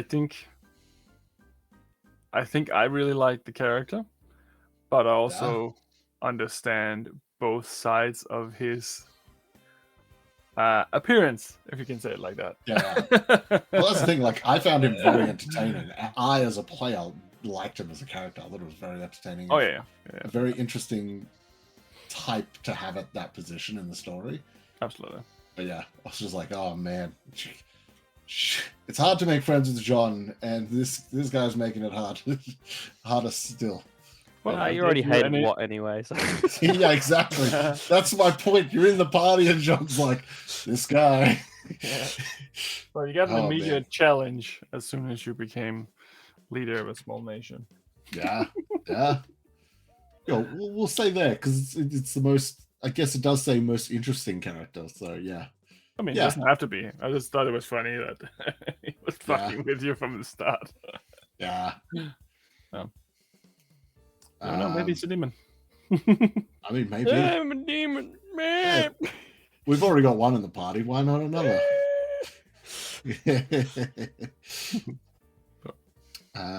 What else is there? Is there any others that stand out? We've spoken about half of these things already. There's like, were there notable character deaths or close calls that occurred? Yep, we've already chatted about that. Like 10. Yeah, which episode had the most significant character developments? We've spoken about everyone. I wonder which one.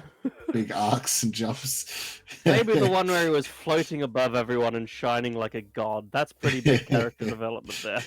I mean, at the same time. I mean, that depends on how you look at it. Because if you look at it as like a single person, I think that's for sure.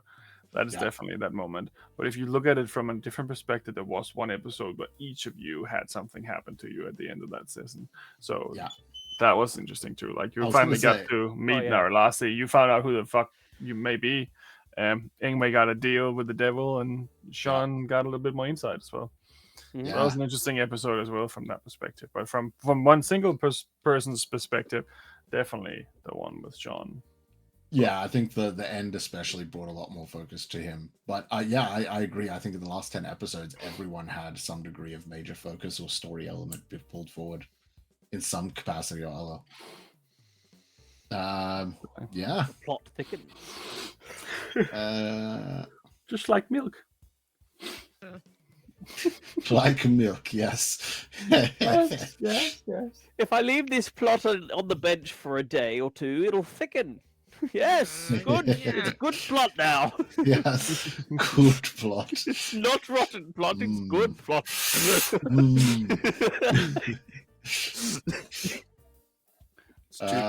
Straw.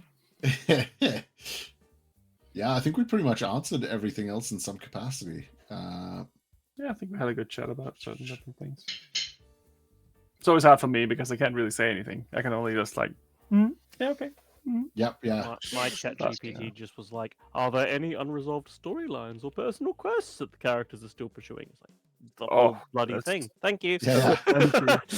I don't think, like, thinking about it, I think, how to say, I think a plot is really divided into 3 parts. Any plot, really. First one is figuring out details of what's going on.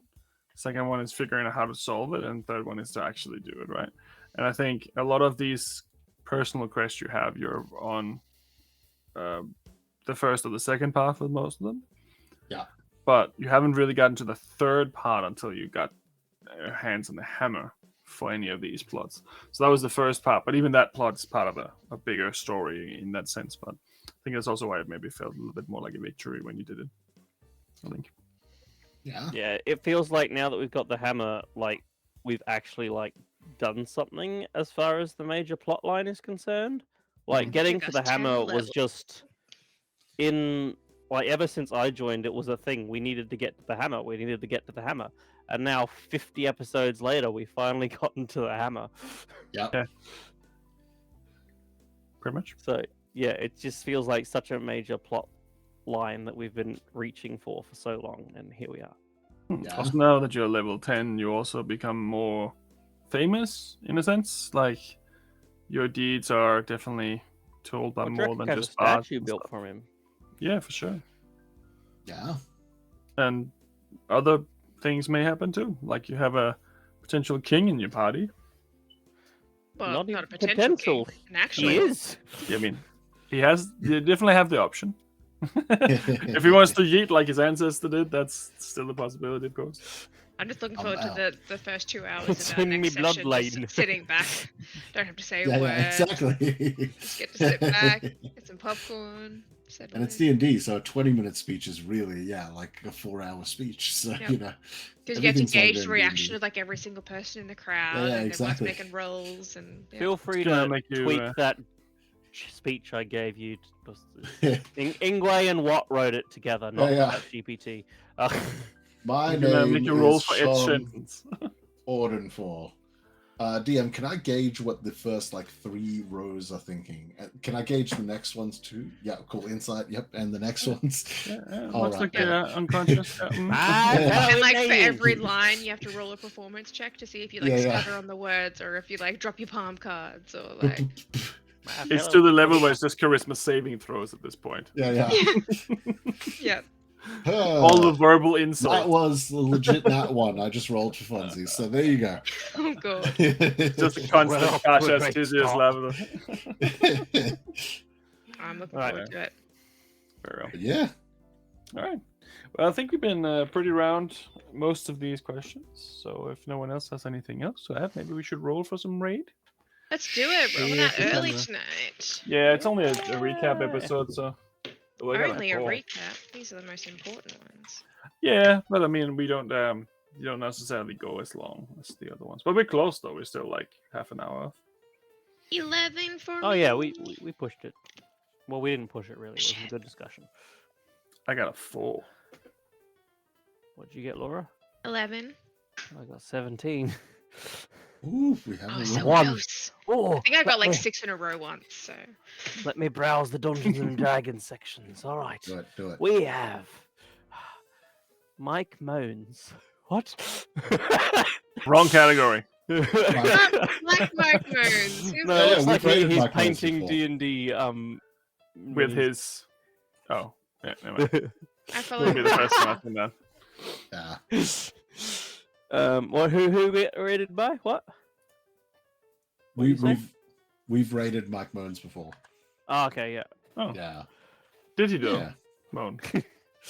Once or He twice. The Eldritch Scribe. There's also Wicked Game RPG. They're doing something.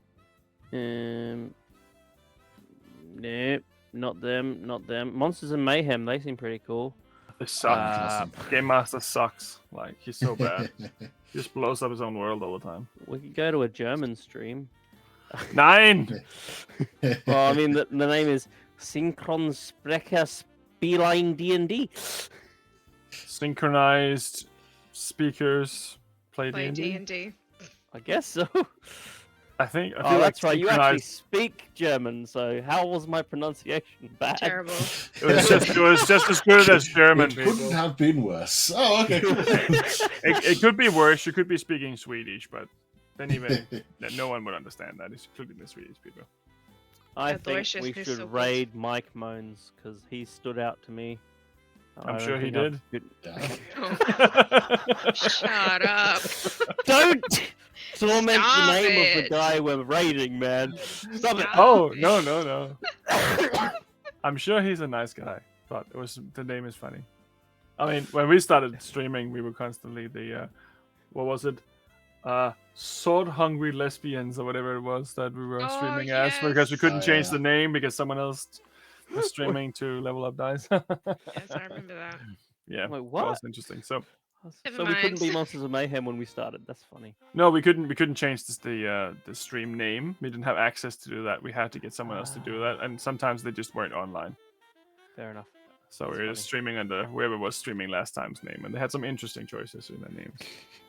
So Yeah. I understand that, and I have no problem with Mike Moans or whatever his stream was called. But Yes, it is my funny. moons. Yeah, Really yeah, good yeah. commentary. Paints D&D minis and stuff. That's It's great. pretty cool. Yeah. Maybe you should paint our minis. Looks like he's painting some sort of orc thing that's possessed by a black goo thing. At the Oh. moment. Ooh, It's- very So, descriptive. what? What? Hey, What? Huh? No, some sort of orc warlock wizard thing by the looks of things, wearing wolf skin. There Oh, you yeah. go. Like, Yeah, looks Very good. Sweet. We're Let's ready. do We're it. ready. Let's We're good to raid go? out. right? We're doing it. Monsters and Mayhem. Raid him. Waiting out in 5. See you next week. 4, Chicken and ham. Chicken and ham. Right. you're not Boggum.